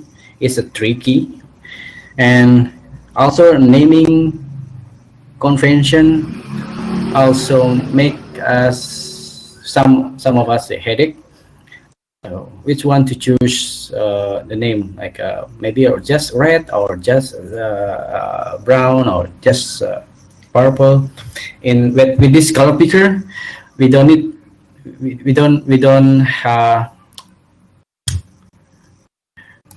don't have that headache anymore, because now when you pick a color from design or anything on the desktop, the color picker have a name of the color, so it's pretty easy for us to name the color, because there is a function for CSS called CSS custom properties that is more human readable than you have an hexa number. And with using this, you don't need to worry to name the color again.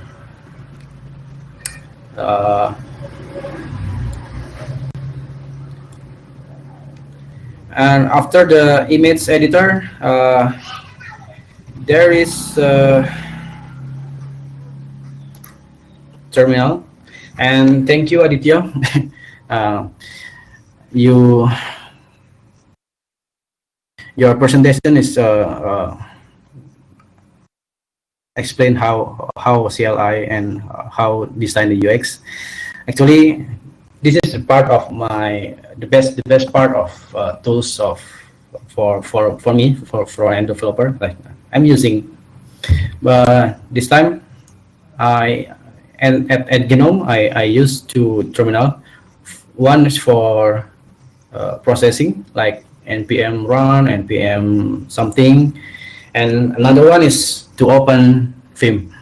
So I always have two terminals open when I'm on developing.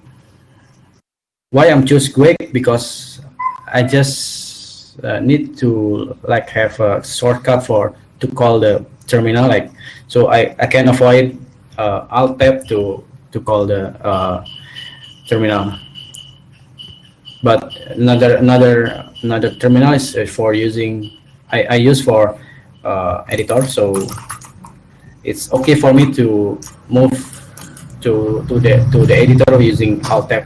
But for run something, I was thinking that it's better if I have shortcut. I use F12 for this Quick to call it Quick.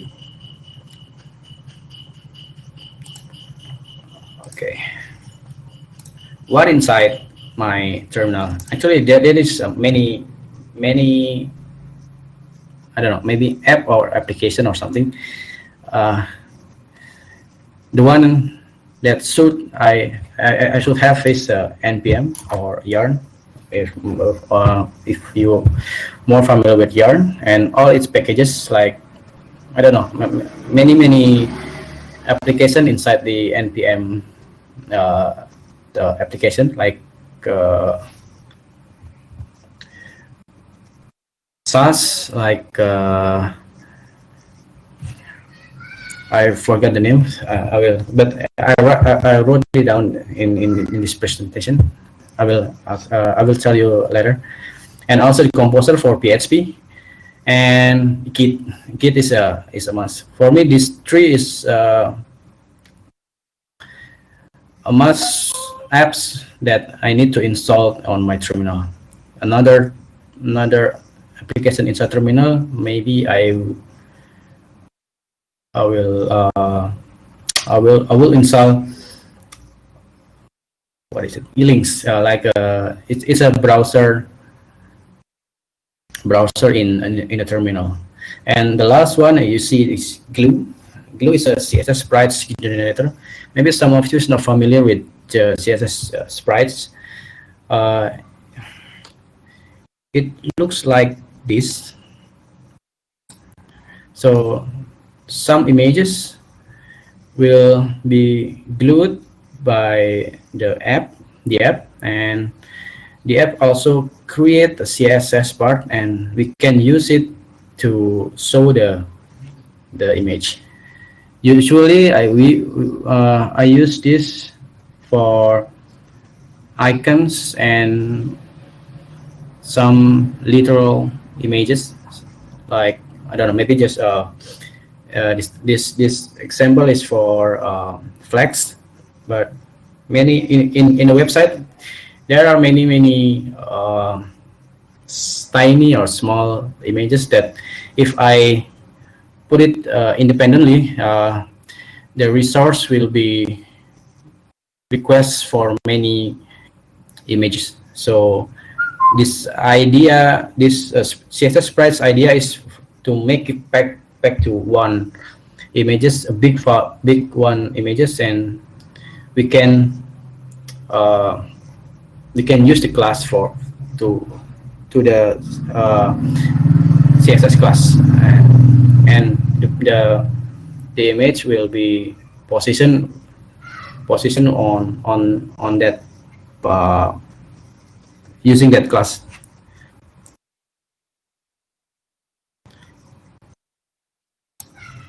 Sorry to interrupt you. You have 2 minutes to wrap up.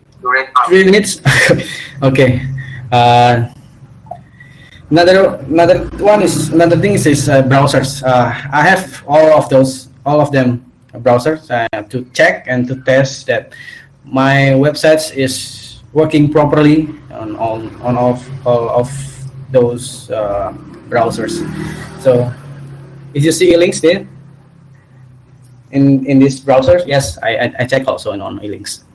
It's for the purpose is for accessibility. So if someone using elinks for browsing, they can still see the content. And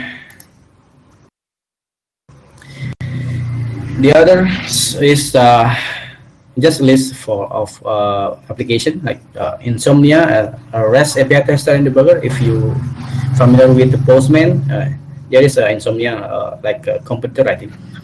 And a browser stack for testing. Cypress is the tester framework.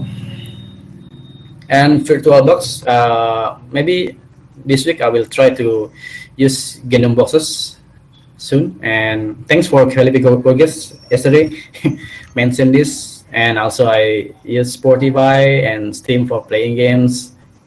And also a big thank you to GNOME to created Orca, the screen reader. It's a great screen reader. It helps a lot developers. I think that's the last one. Thank you. And ask me anything if you have anything to ask. Off topic also possible for me to ask to answer.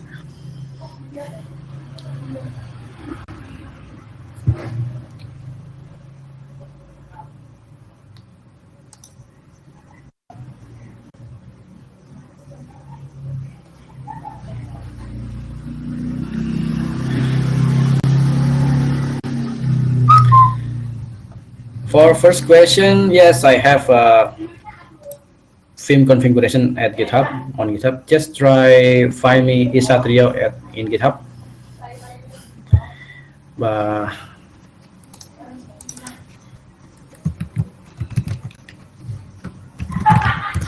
Or I will give you the link in the public chat.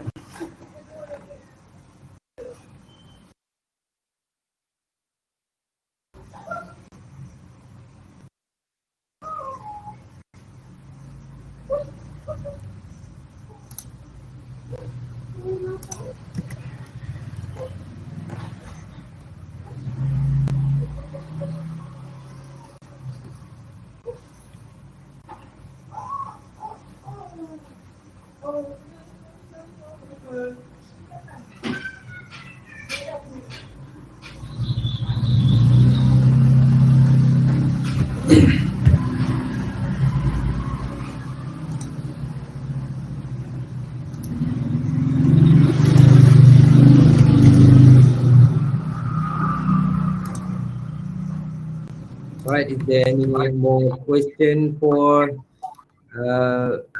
Yudi?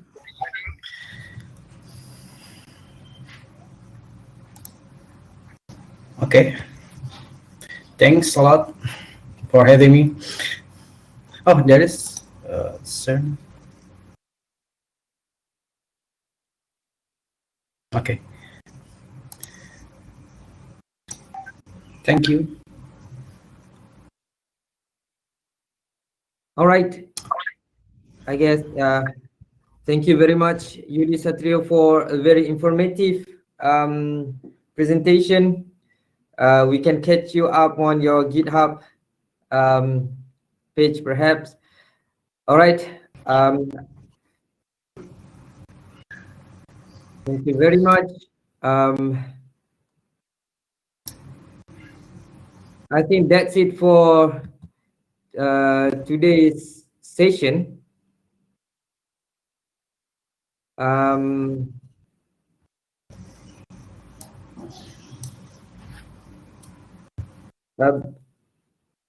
Okay, I think that's it for today's session.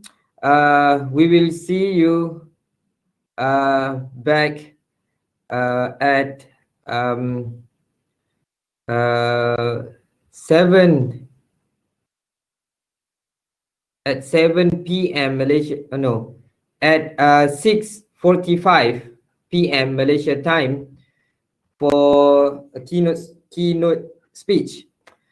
All right. So thank you very much for attending this today's session. I would like to thank GitLab and OpenSUSE for sponsoring our conference, and see you again after break. Thank you very much. Take care.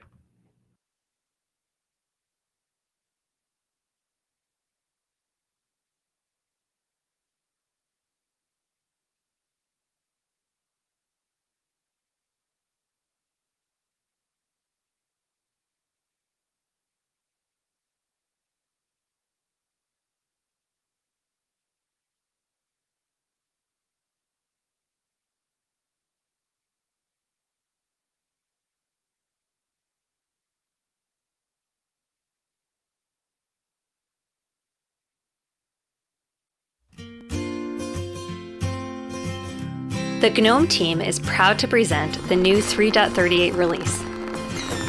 This version increases performance and stability, as well as a host of new features for security, convenience, and fun. GNOME has a few revised app icons to add to the mix, as well as other design improvements, adding battery percentage to the indicator, and restart to the power off options. We've added a new welcome tour, which appears after install to help new users feel right at home. Application launchers can now be rearranged and organized and moved in the grid to reflect what's important to you. This allows you to make the app grid your own, as well as making it easier to find apps when you need them. With the newly designed fingerprint dialog, setup is a breeze. You can now log into GNOME with just a simple touch. We've also added parental control settings, giving you more control over what your child can access. Sharing your computer's Wi-Fi is easier than ever with the addition of a scannable QR code to connect your mobile devices. GNOME response time is now faster while using monitors with different refresh rates. You now have even more control over your browsing experience in GNOME Web with intelligent tracking prevention, video and audio blocking options, browser tab mute and unmute, and you can now import passwords and bookmarks from Chromium. The GNOME Maps app is now resizable, adjusting seamlessly to fit the smaller screens of mobile devices. There's certainly a lot to enjoy in GNOME 3.38. We hope you enjoy using it as much as we enjoy making it.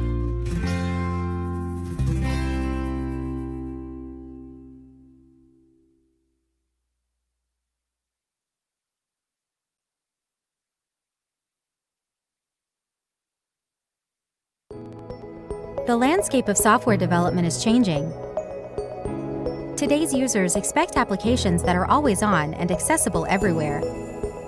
To keep up, centralized apps are shifting to distributed cloud services, built and run by teams all around the world. With all of this complexity, software teams need a DevOps solution that enables them to become faster and more efficient while staying secure and reliable. Luckily, there's GitLab, a complete DevOps platform delivered as a single application. Get powerful collaboration capabilities like agile planning, version control, and code review, multi-cloud CI/CD that enables you to deploy anywhere, and built-in security and monitoring right out of the box. GitLab makes you fast, so you can meet business demand and react to disruptions.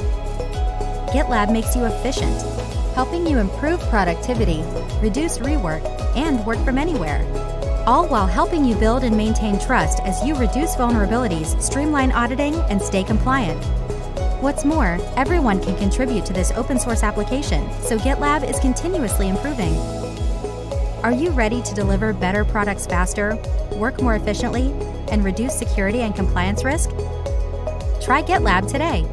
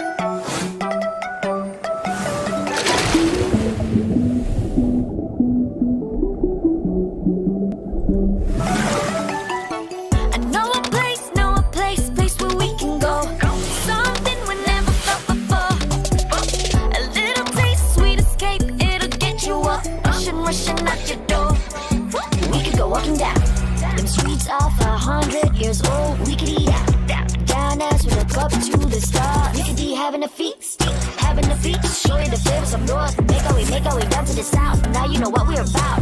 Hey, now, faces and places to know. Hey, now, thousands of things to explore. Hey, now, you gotta see the belief. We're ready to go. We're ready to go. Come on, gotta make a move to get there right now. Somewhere nice so we can get away. Better than the ordinary day. You're my paradise. Let me take you to the places you've been wishing. Catching sunsets when we ride the waves. Birds gonna steal our hearts away. You're my paradise.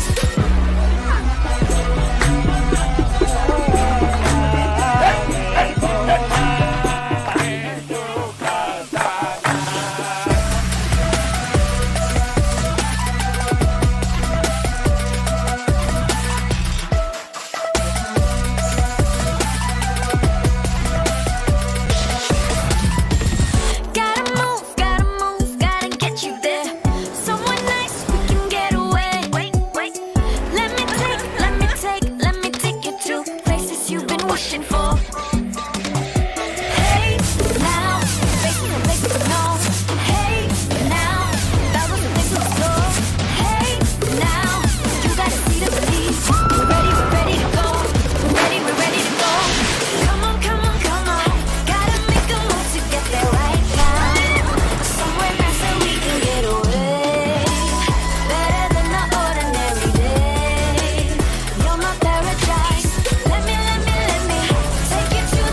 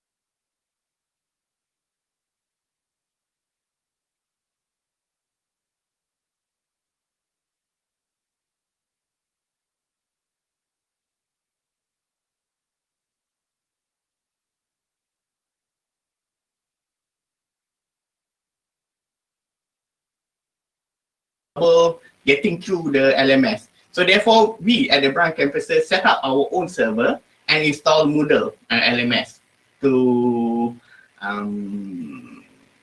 divert some of the traffic to our branch campuses so that it won't be the LMS won't be overwhelmed. So Moodle LMS is fully featured. It supports badges and progress tracking. So this is most useful features. And then it also support virtual scheme of work. So the lecturer can plan the lecture and content delivery by weekly basis. So we have 14 weeks in the semester, and then Moodle can automatically detect and manage the weekly learning activities. And most importantly, it supports database import of student profile and data from our own university database. So students won't have to create their, won't have to register and create their account at the Moodle LMS. They only have to log in, and then the account has been pre-created for them, because all of data has been exported and has been imported from the university. So this is a screenshot of the LMS. So this is back in March during the first MCO. And then this is also a Moodle LMS that we have already set up. Okay, as I mentioned, is that statistical and AI package that is artificial intelligence. So statistical AI package that provided from the university are unaccessible from the student home because they use a proprietary software. So most of the software packages require network license, which is unattainable by the student because they are studying at home. So these network license are only granted when the students are present in the campus, which is not possible for the student because due to the MCO.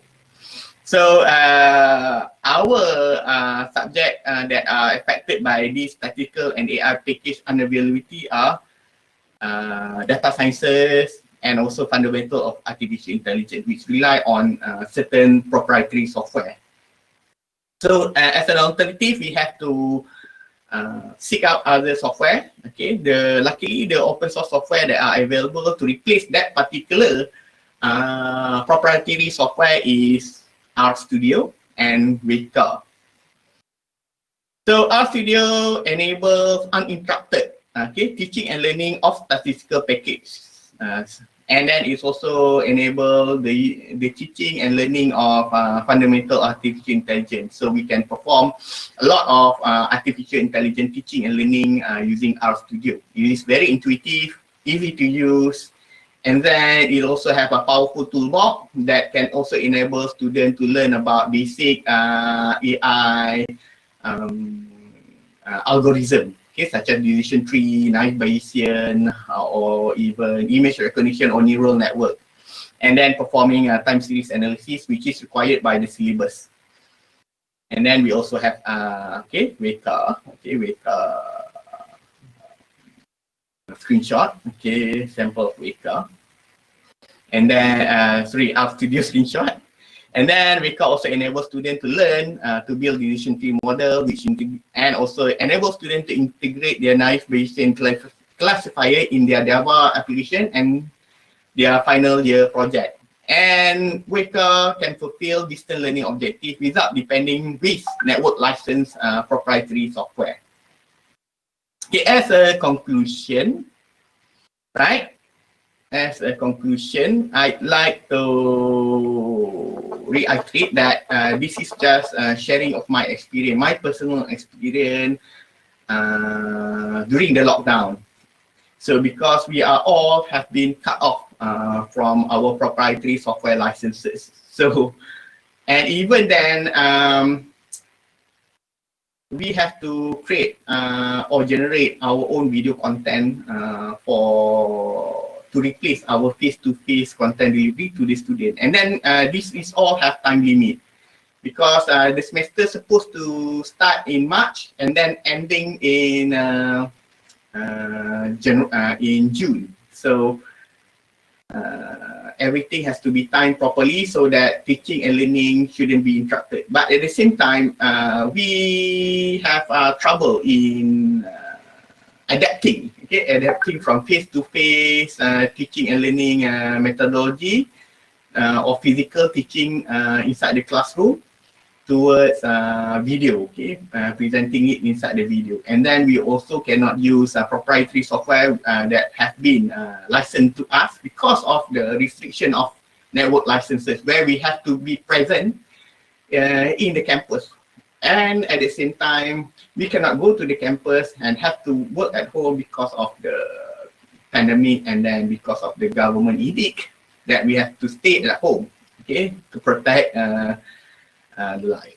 So, and then based on our estimation, by using or by leveraging open source software, we have saved more than 60,000 ringgit for content delivery, just in our group of educators and lecturers.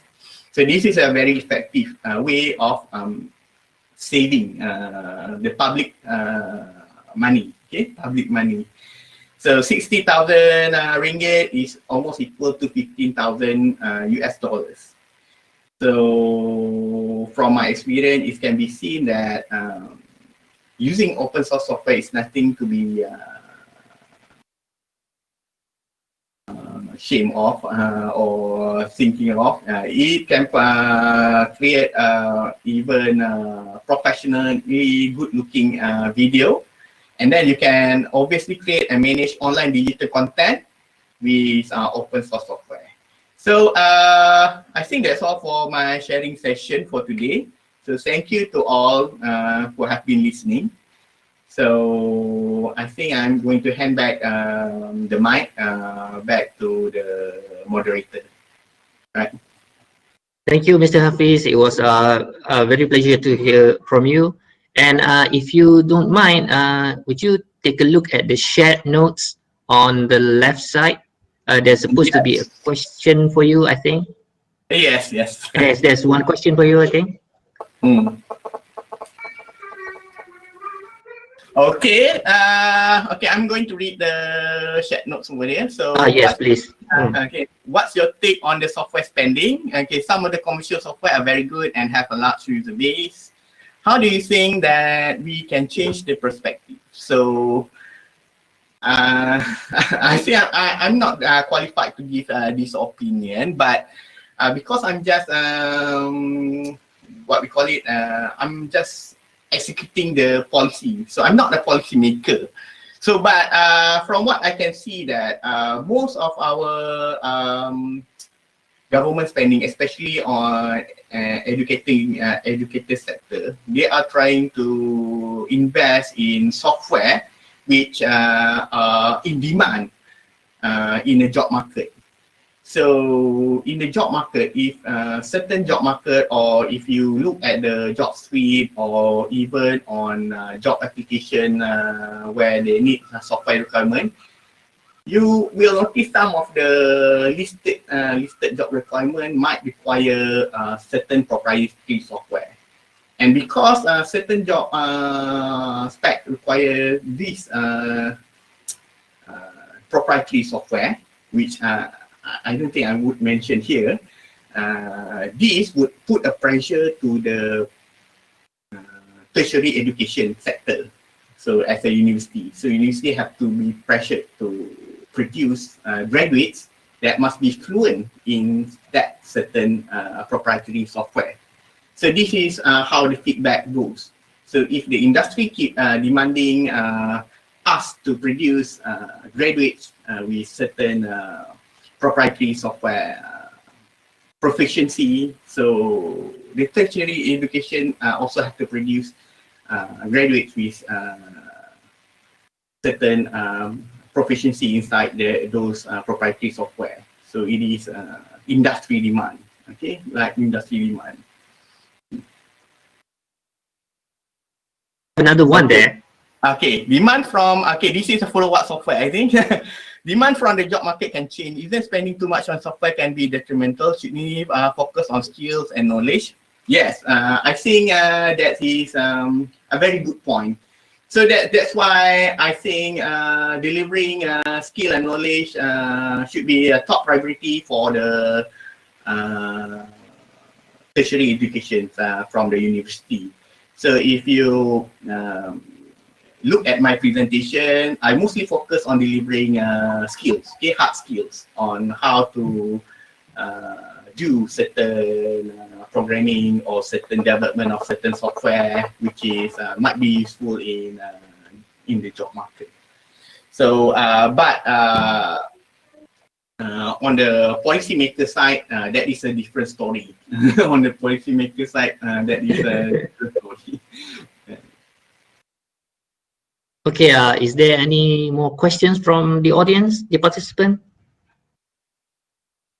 We still have time.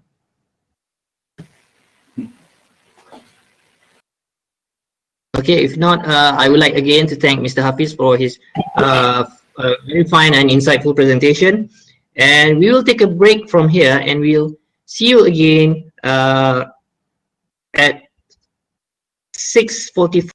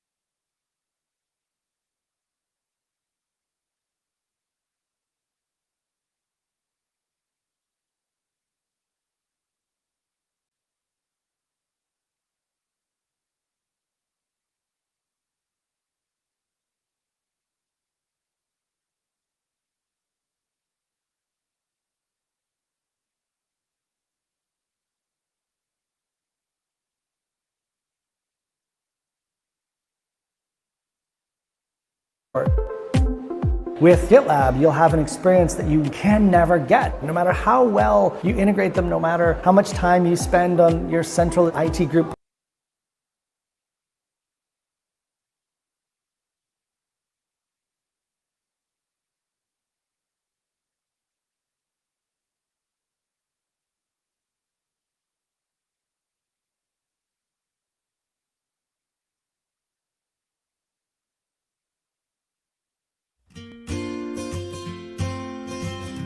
The GNOME team is proud to present the new 3.38 release. This version increases performance and stability, as well as a host of new features for security, convenience, and fun. GNOME has a few revised app icons to add to the mix, as well as other design improvements, adding battery percentage to the indicator and restart to the power off options. We've added a new welcome tour, which appears after install to help new users feel right at home. Application launchers can now be rearranged and organized and moved in the grid to reflect what's important to you. This allows you to make the app grid your own, as well as making it easier to find apps when you need them. With the newly designed fingerprint dialog, setup is a breeze. You can now log into GNOME with just a simple touch. We've also added parental control settings, giving you more control over what your child can access. Sharing your computer's Wi-Fi is easier than ever with the addition of a scannable QR code to connect your mobile devices. GNOME response time is now faster while using monitors with different refresh rates. You now have even more control over your browsing experience in GNOME Web with intelligent tracking prevention, video and audio blocking options, browser tab mute and unmute, and you can now import passwords and bookmarks from Chromium. The GNOME Maps app is now resizable, adjusting seamlessly to fit the smaller screens of mobile devices. There's certainly a lot to enjoy in GNOME 3.38. We hope you enjoy using it as much as we enjoy making it.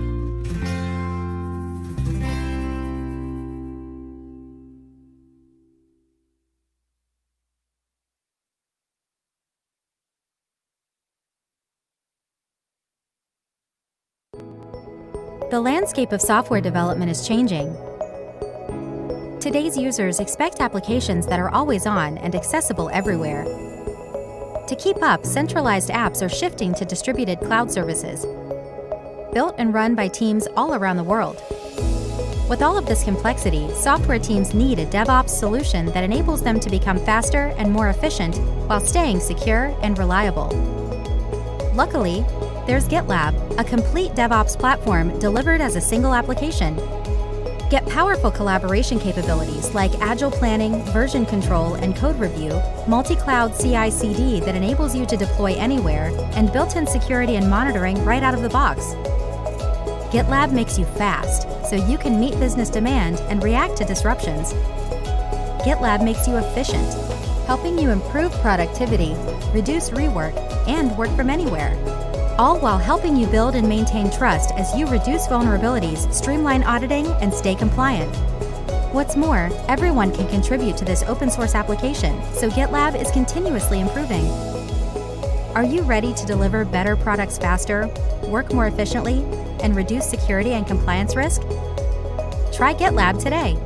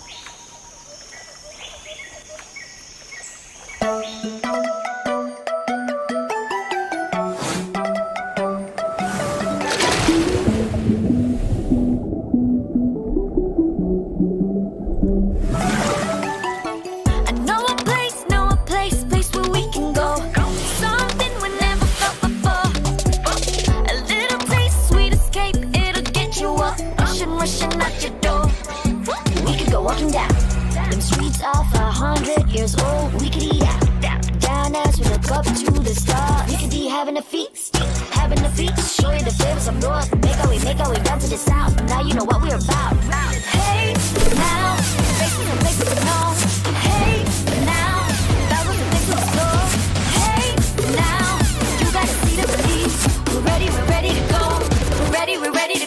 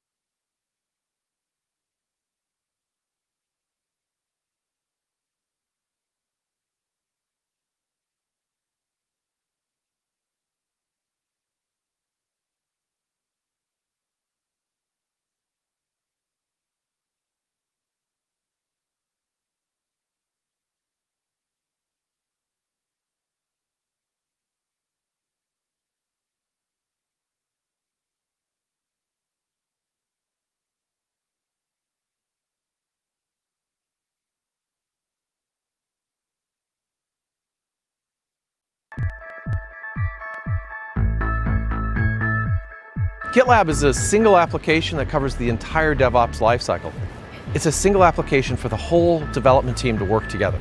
We went from just version control to now 10 stages of the DevOps lifecycle. The scope of the product is 10 times as big as when we started. We're finding all the time that the more we add to GitLab, the better it becomes. One of the things that was really positively viewed from my management was how our roadmap and GitLab's roadmap seem on the same path. We want less people managing things, more computers managing things. We want more automation. We want less spaghetti tying all the different tools together. So a lot of that lines up really well. But at this point, we're not ready for the things that GitLab has right now. For me, I think the thing that's really unique is not only just that we do all of this scope, but that it is how deeply the scope is integrated. The single application really enables a class of solutions that just weren't possible before. With GitLab, you'll have an experience that you can never get. No matter how well you integrate them, no matter how much time you spend on your central IT group putting the pieces together, you just can't do the same things that we can do. And that's really, really powerful. We tried and tested tools, really looking for a tool set, but unfortunately nothing at that stage was mature enough to actually take us forward. So we kind of looked at how we could improve our current tool chain, and that's where GitLab fitted right in. Basically, new users that are using GitLab don't need much experience using it. It's really easy to enable them straight off the bat from a different company and just get them rolling. I don't like to predict the future too much, but I do know the directions we're going. Bringing more people involved in the software development lifecycle, getting more complete, where it makes sense, not just to arbitrarily get more people in, but where it adds value. Some great things pop out when you do a single application that covers this whole space. DevOps is still in its early stages, and we've seen all the individual tools in the DevOps lifecycle, and now is a time to take that and build something bigger. Not just hopping from tool to tool, but having an integrated tool for that whole lifecycle. If we get there, we can be a very enduring software company that will change how people collaborate. Our mission is everyone can contribute. We want everyone to contribute to digital products, to GitLab as a software product, but we also want everyone to contribute to our organization. I'm very happy when I see the merge request coming that changes something in the company that's not from a team member. It's from someone that follows us, that cares about us, and wants to improve something in our organization. It's not just us that's building GitLab. Over 2,000 contributors have contributed to our solution. This is an open source movement that is happening and is changing the way we develop software. It's exciting.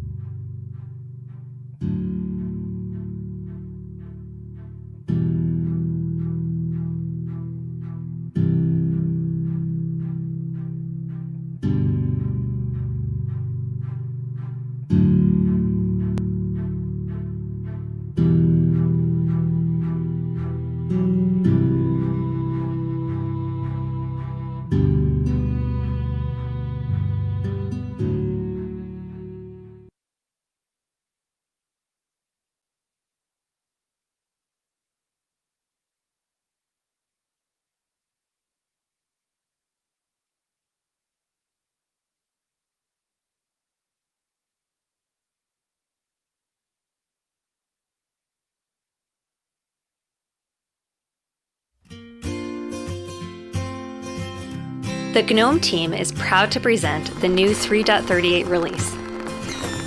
This version increases performance and stability, as well as a host of new features for security, convenience, and fun.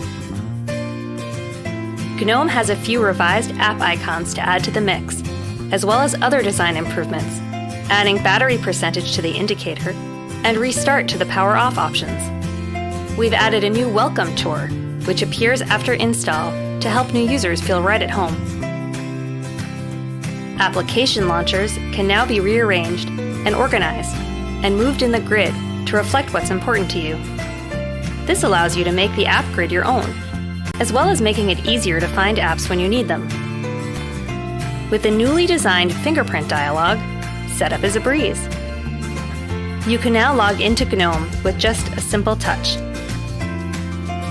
We've also added parental control settings, giving you more control over what your child can access.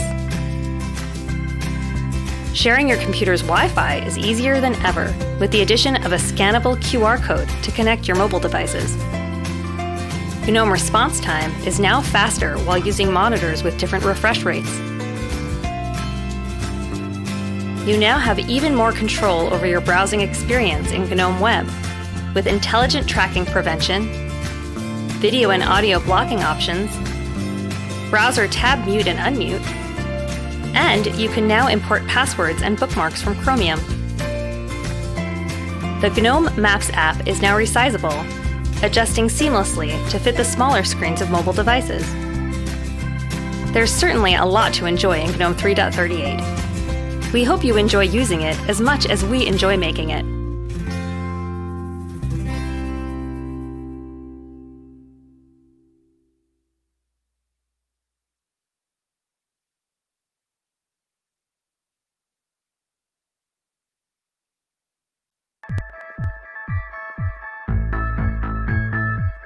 GitLab is a single application that covers the entire DevOps lifecycle. It's a single application for the whole development team to work together. We went from just version control to now 10 stages of the DevOps lifecycle. The scope of the product is 10 times as big as when we started. We're finding all the time that the more we add to GitLab, the better it becomes. One of the things that was really positively viewed from my management was how our roadmap and GitLab's roadmap seem on the same path. We want less people managing things, more computers managing things, we want more automation, we want less spaghetti tying all the different tools together. So a lot of that lines up really well. At this point, we're not ready for the things that GitLab has right now. For me, I think the thing that's really unique is not only just that we do all of this scope, but that it is how deeply the scope is integrated. The single application really enables a class of solutions that just weren't possible before. With GitLab, you'll have an experience that you can never get. No matter how well you integrate them, no matter how much time you spend on your central IT group putting the pieces together, you just can't do the same things that we can do. And that's really, really powerful. We tried and tested tools, really looking for a tool set, but unfortunately nothing at that stage was mature enough to actually take us forward. So we kind of looked at how we could improve our current tool chain, and that's where GitLab fitted right in. Basically, new users that are using GitLab don't need much experience using it. It's really easy to enable them straight off the bat from a different company and just get them rolling. I don't like to predict the future too much, but I do know the directions we're going. Bringing more people involved in the software development lifecycle, getting more complete, where it makes sense, not just to arbitrarily get more people in, but where it adds value. Some great things pop out when you do a single application that covers this whole space. DevOps is still in its early stages, and we've seen all the individual tools in the DevOps lifecycle, and now is a time to take that and build something bigger. Not just hopping from tool to tool, but having an integrated tool for that whole lifecycle. If we get there, we can be a very enduring software company that will change how people collaborate. Our mission is everyone can contribute. We want everyone to contribute to digital products, to GitLab as a software product, but we also want everyone to contribute to our organization. I'm very happy when I see the merge request coming that changes something in the company that's not from a team member. It's from someone that follows us, that cares about us, and wants to improve something in our organization. It's not just us that's building GitLab. Over 2,000 contributors have contributed to our solution. This is an open source movement that is happening and it's changing the way we develop software. It's exciting.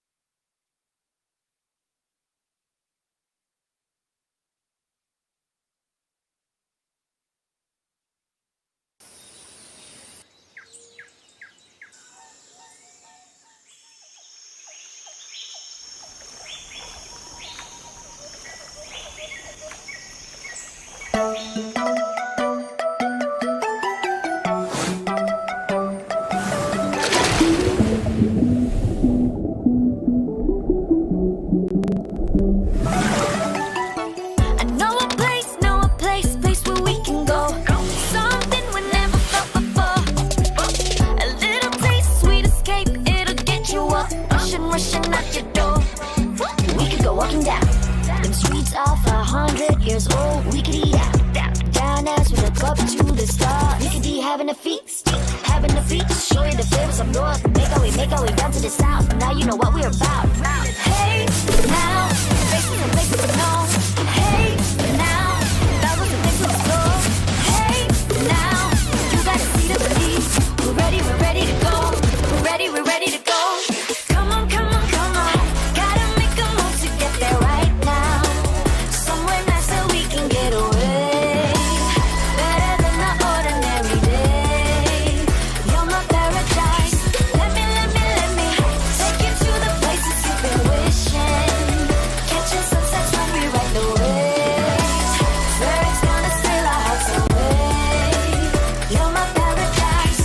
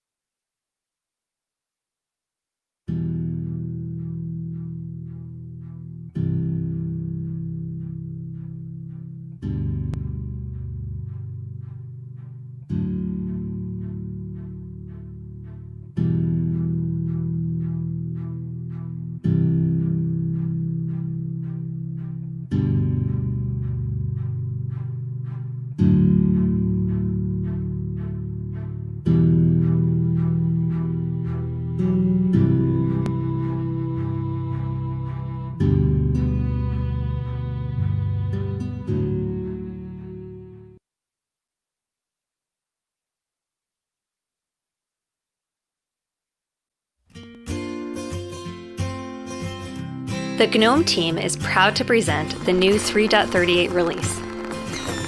This version increases performance and stability, as well as a host of new features for security, convenience, and fun. GNOME has a few revised app icons to add to the mix, as well as other design improvements, adding battery percentage to the indicator and restart to the power off options.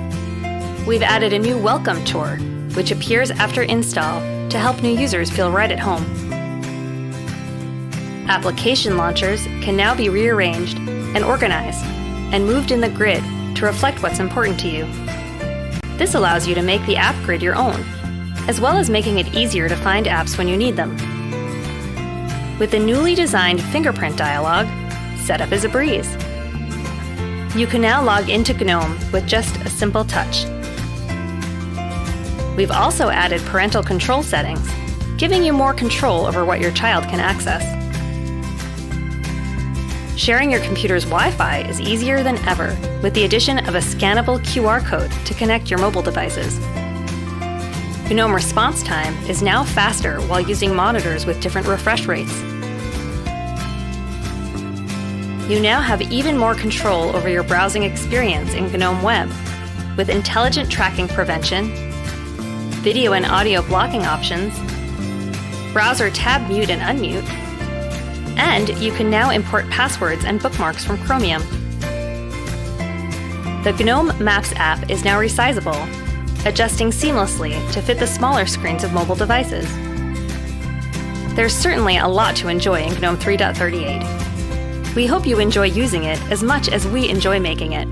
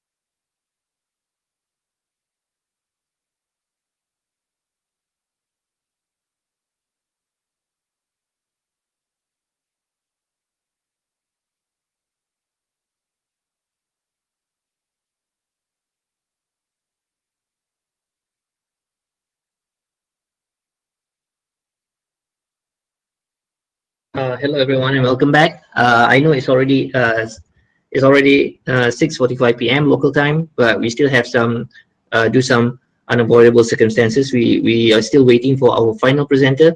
I would like you to relax and we'll wait for our final presenter for a while, maybe another 10 minutes. Okay.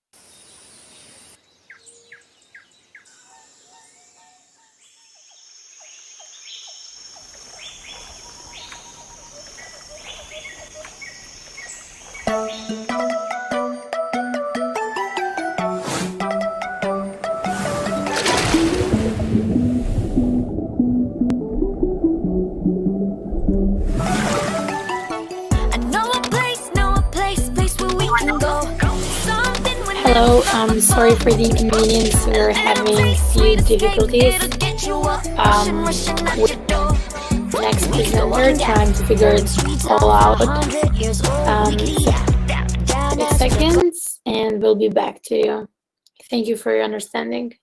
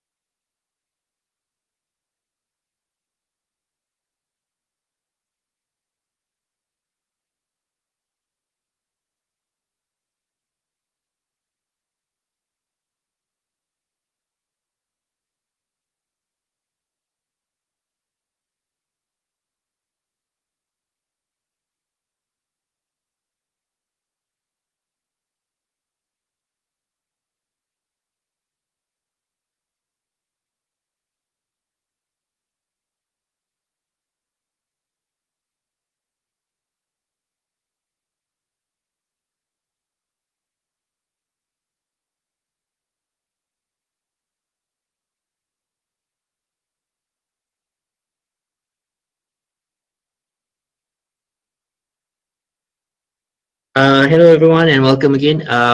First of all, we are very sorry for the technical trouble we are facing, and we are still waiting for our final presenter. And due some unavoidable circumstances, the final presentation will not be according to schedule. It will be, we will have a presentation from Mr. Karul Azad himself.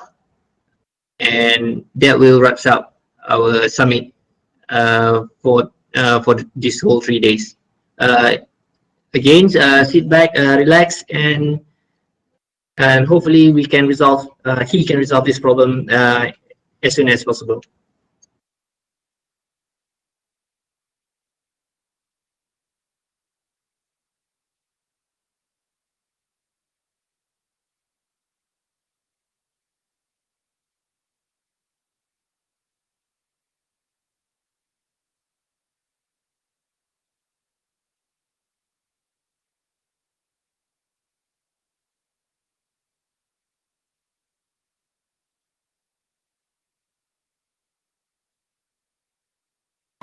While we're waiting for our next session, just to remind you guys that to remind you guys, feel free to fill up our survey form that will be shared at public chat right now.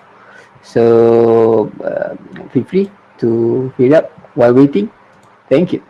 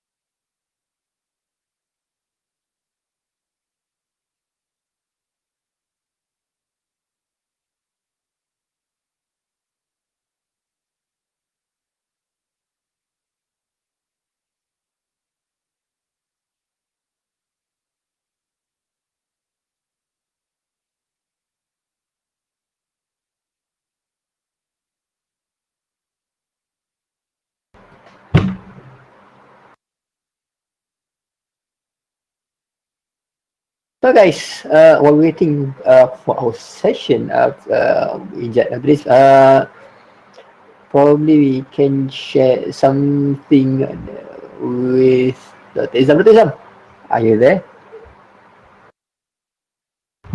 Oh yes, I am. So far, what do you think about the event so far? Well, as a scientist and a researcher, I think this event is lacking representative from our type of profession. I mean, from scientific and engineering researchers community. So it's a bit odd because, as long as I can remember, one of the largest user group and developer groups of open source started from the scientific community. So it's kind of how do you say this? It's a bit lonely to be here, I guess. But then, what are your thoughts on newcomers? Probably, new faces. What you're hoping for them to be, not just contribute, but how can they join and bring back to the community? Honestly, I think this event is very exciting, and it's very refreshing for me to look back at things that I used to enjoy very much doing. Tinkering with computers, writing codes, because it's been a very long time. I mean, maybe almost 5 years, although not a solid 5 years. It has been a very long time since I last sit down and do some coding and tinkering with my computers. When I say computers, I have lots of them, although most are quite old computers.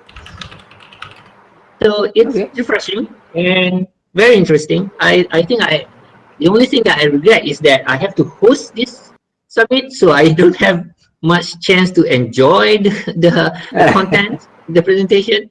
I mean, I've been running around at the back, hosting and how do you say this? Negotiating and navigating with the other hosts. So yeah, the only thing that I think I'm going to regret from this is, well, I don't really have the chance to enjoy it. Yeah, even for me personally, this is actually my not my first, but probably for first after 3 years I'm joining international event. So far the feedback is sort of like refreshing, because I can see our attendance from around the world, not just in Asia, but outside in Asia. There's, I believe, some of them are from the American continent. I think most of them also in Europe. So they are watching us from different time zones. So I can say I'm kind of appreciate they can spend their time to join us in not just today, but for the past 3 days. Yes, there's definitely something to be grateful of, considering some people are presenting very late. I mean, at 2 a.m. in the morning, and some are presenting when they're about to go to sleep. So yes, I'm very grateful for the participants, because given the time zone difference, I mean, it is very tough to present and somehow maintain a considerable effort to stay awake and giving your best for the presentation. And this is something that we wish, I mean, me myself from University of Malaysia Perlis and the local GNOME team here, and this is something that we wish to avoid next year, maybe, so that we can have a live session. I mean, we can have a live audience, because that would be something really interesting, and I think something really insightful, considering how this free software and open source movement is going on. Yeah, true. Because actually, if not due to this pandemic, I think most of our attendants can see how beautiful Perlis is. Can Doctor, can you share what is Perlis? Yes. Can you share with us what is Perlis like? Because I think most of them don't know Perlis. Yes, I don't have any specific videos to share with you now. Well, because if I were to share anything, I have to go through our corporate.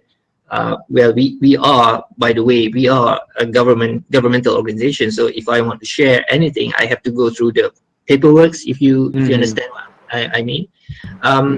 But I am here in Perlis, and I still have lots of places that I want to go, but I can't do it now because we are still under lockdown. Although it's not as strict or as severe as the last 3 months, there's still some restriction. And we can't really travel that freely anymore, at least for now. And yesterday, I think I remember I made a comment on the public chat section. Somebody said that something like, Malaysia is so beautiful, I want to go to Malaysia. Responding to that, no, it's not just you. I too want to go somewhere in my home country. Okay, there's a lot of place to visit. There's lots of things to do. You can swim in the beach. The beaches is still pretty. It's still clear. And yeah, it's a nice place to be. Really, it's a pity that we have to do this online.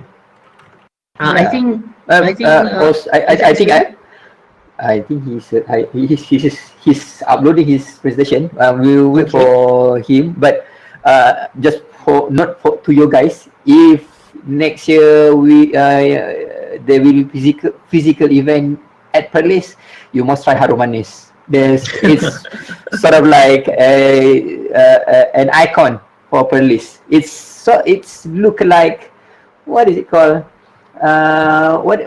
What's the right word, doctor? Is it like what kind of fruit? I can't remember the fruit. Mangga.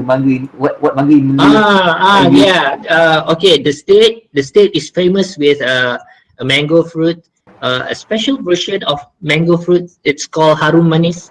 So actually, this version of mango fruit, we have them in Thailand too, but the one that we have here in Perlis is of a little bit different type, and it's a lot sweeter. It's a lot heavier. In fact, the what do you call it? The fruit is smaller but heavier, denser, I guess. So yeah, we are famous for that. In fact, one of the what do you call it? One of the most common export, the biggest export of our state of Perlis is that fruit, the mango fruit, the harum manis. Okay, let me spell it out for you. Harum manis. Yeah. So it's a mango type. Oh, sorry, type of a mango. And the season starts, I think, 2 months from now. We will have our first harvest 2 months from now. So there's something to look forward to next year. Before we continue about harum manis, we give our floor to Ijat. So actually we call Ijat because his name is Khairul Aizat, so we call him Ijat. So Ijat, Khairul Aizat or Fenris will take it away for our keynote. So actually replacing our keynote, but we call it as a closing keynote. So Fenris, take it away. Hello, hi everyone. I apologize for the. I think you need to repair your mic because there's no audio.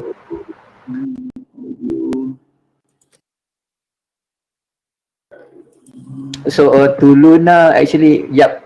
Unfortunately, the keynote is cancelled, but we have a replacement. I can say so. So while Ija is setting up his mic.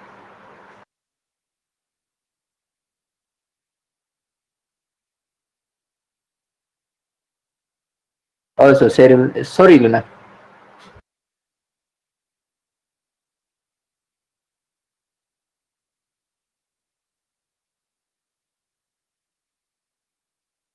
Oh, can everyone hear me?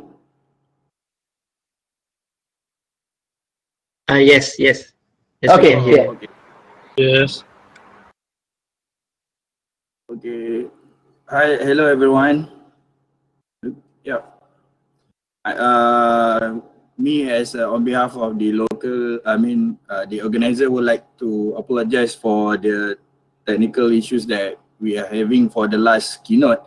So, okay, I think by our current situation, right, we would be happy even though there are like a lots of registration. If you can see like 130 plus of registration, if I'm not mistaken. But unfortunately, I think because due to the current issue and the pandemic that we face, I think, yeah, we've so-called like not say that feel not married like compared to the physical Genome Summit Asia that I've attended in 2019 in Surabaya. And actually, I would like to kudos to the Indonesia teams. Basically, yeah, it's a good event, but it's a bit frustrated for the local Malaysia community that we need to do this summit this year virtually. So then we are hoping that and praying this pandemic will over and there is like vaccines for us, then to all of us. So with the when the COVID, I mean like the pandemic is over, so all the countries like either Asia or Europe or United States can open their borders back, especially for Malaysia's borders. So basically, currently we are closing, the national are closing our borders, so there is like no tourists that can come into Malaysia. So it's a little bit frustrated. But yeah, we are hoping that next year, 2021 GNOME Asia Summit will be a physical event in Malaysia. So let's everyone pray, and there is like a vaccine will coming up soon, and hoping that the vaccine is affordable for everyone. And why basically GNOME Asia Summit will be in Malaysia next year is basically the people. So yeah, of course we are like a multi-racial people. So we have like Indian, Chinese, and multicultural. So this is some things that basically make our country colorful.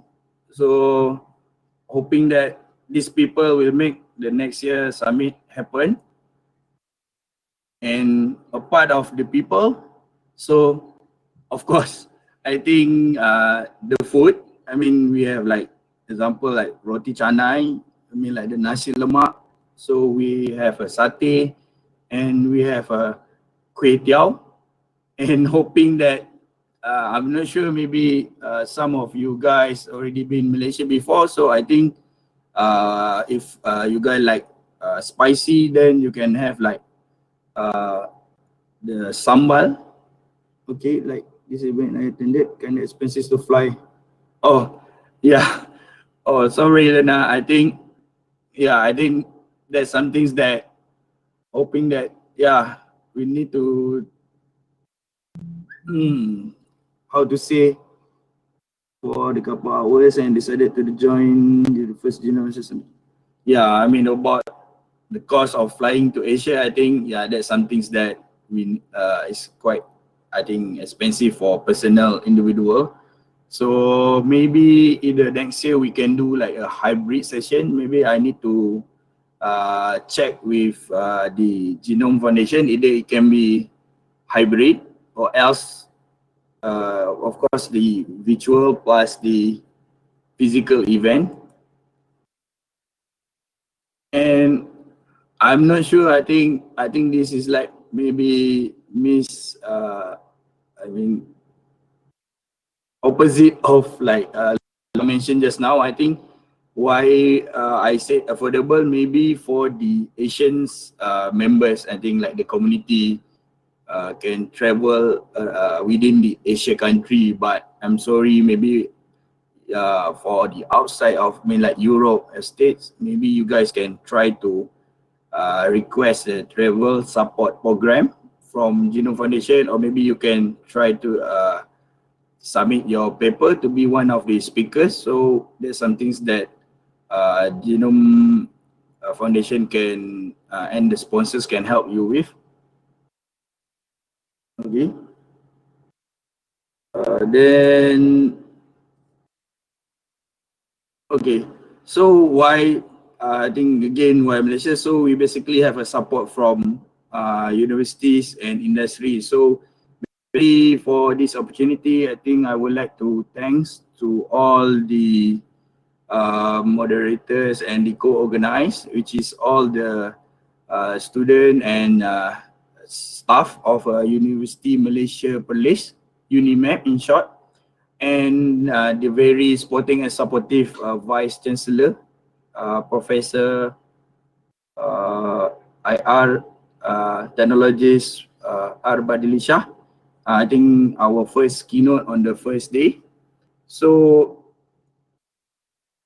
and then actually, I think there is like a fascinating place to visit. I think our colleague or the moderator already played some videos. I think you guys, I hope you guys are enjoying the videos and the view of the fascinating place to visit.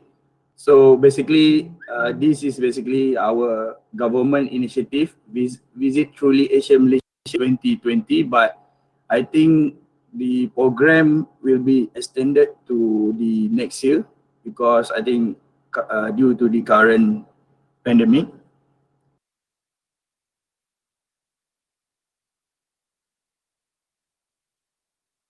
Okay, I think but for all, I think I would like to again to thanks to everyone participating our this year's summit, and especially I mean like Genome Foundations. I think I need to mention the name like Christy, Neil, I think Molly, Roseanne.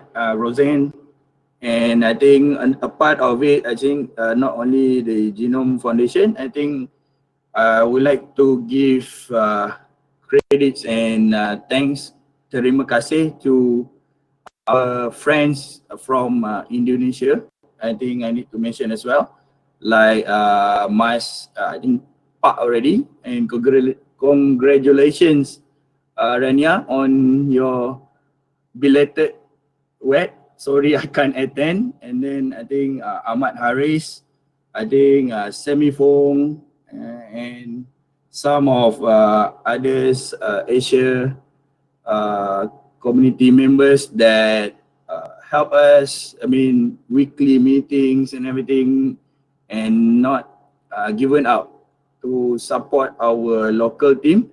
And I think without their assistance and help, and plus the collaborations co-organizing from University Malaysia Perlis, I think this event will not be success or running smoothly. But I think, yeah, I think I would like to thanks to all. I think I need to give a clap to, and not to forget, yeah, Dr. Izham as well is, I think, bring all these 3 days. And yeah, and to all the speakers, I think I'm hoping all the speakers will submit. So I mean like the next year proposals. I mean, I'm hoping that there will be more crowd than this year, and hopefully it can be hybrid, so everyone from outside of Asia can join us as well. I think like Pak Rania said, still waiting for nasi lemak.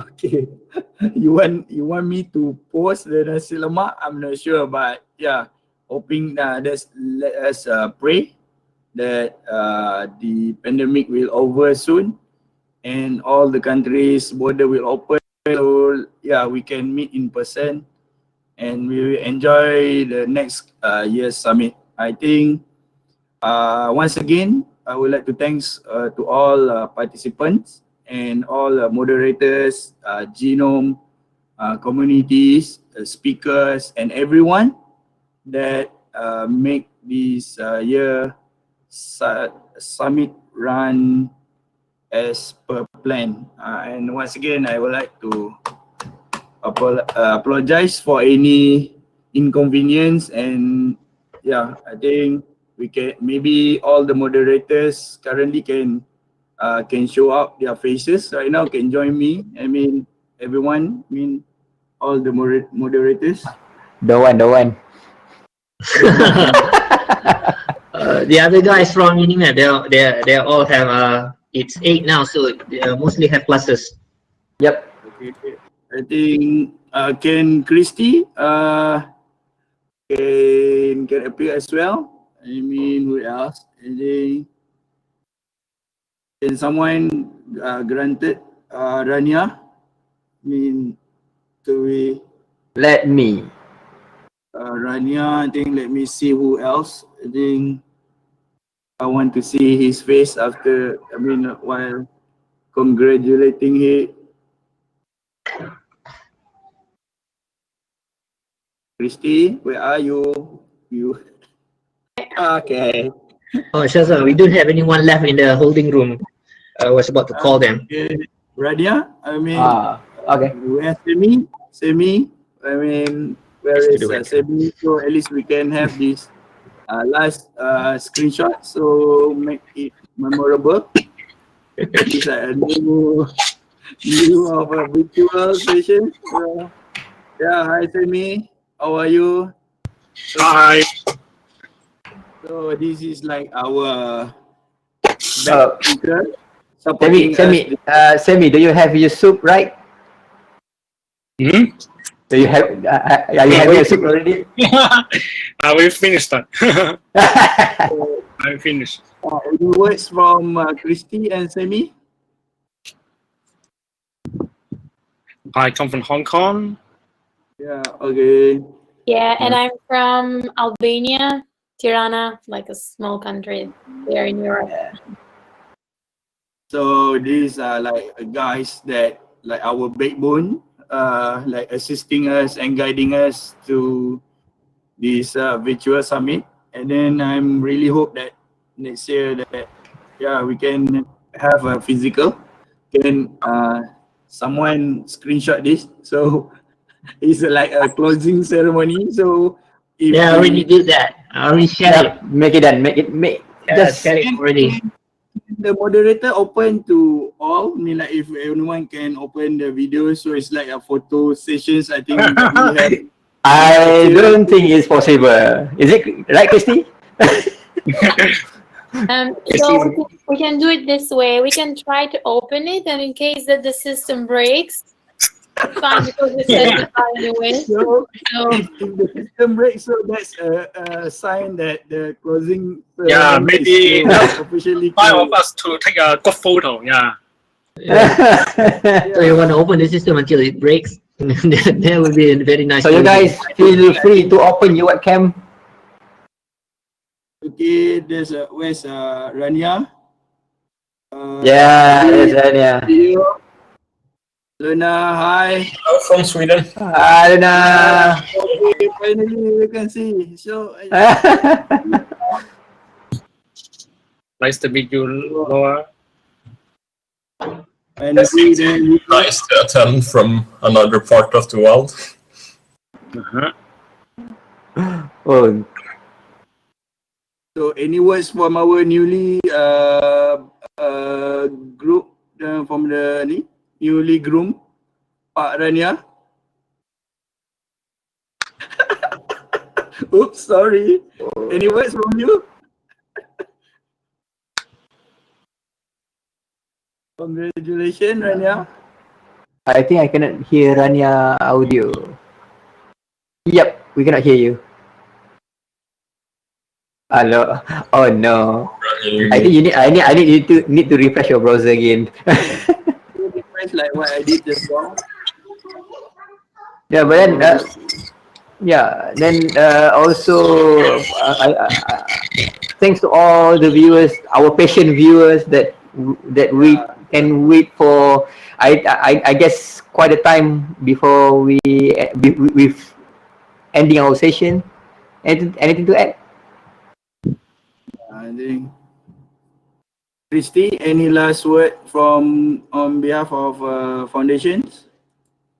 We're to be able to collaborate with you all guys. You've done an amazing job, and we really look forward to our other possibilities for the next year. The world will get back to normal, so we can have an in-person and can meet and hang out with each other and enjoy the time. So thanks a lot for this. Okay, thank you everyone. Thank you Sazwan, thank you Dr. Izam, thank you Luna. Thank you, Luna. Thank you, everyone. So we will meet you guys next year, I hope. Yeah. Yeah. Hopefully. So it's not crashing. So yeah, I think everything is good. Okay, thank you everyone. Sorry for the inconvenience on behalf of the organizers. Bye. Bye.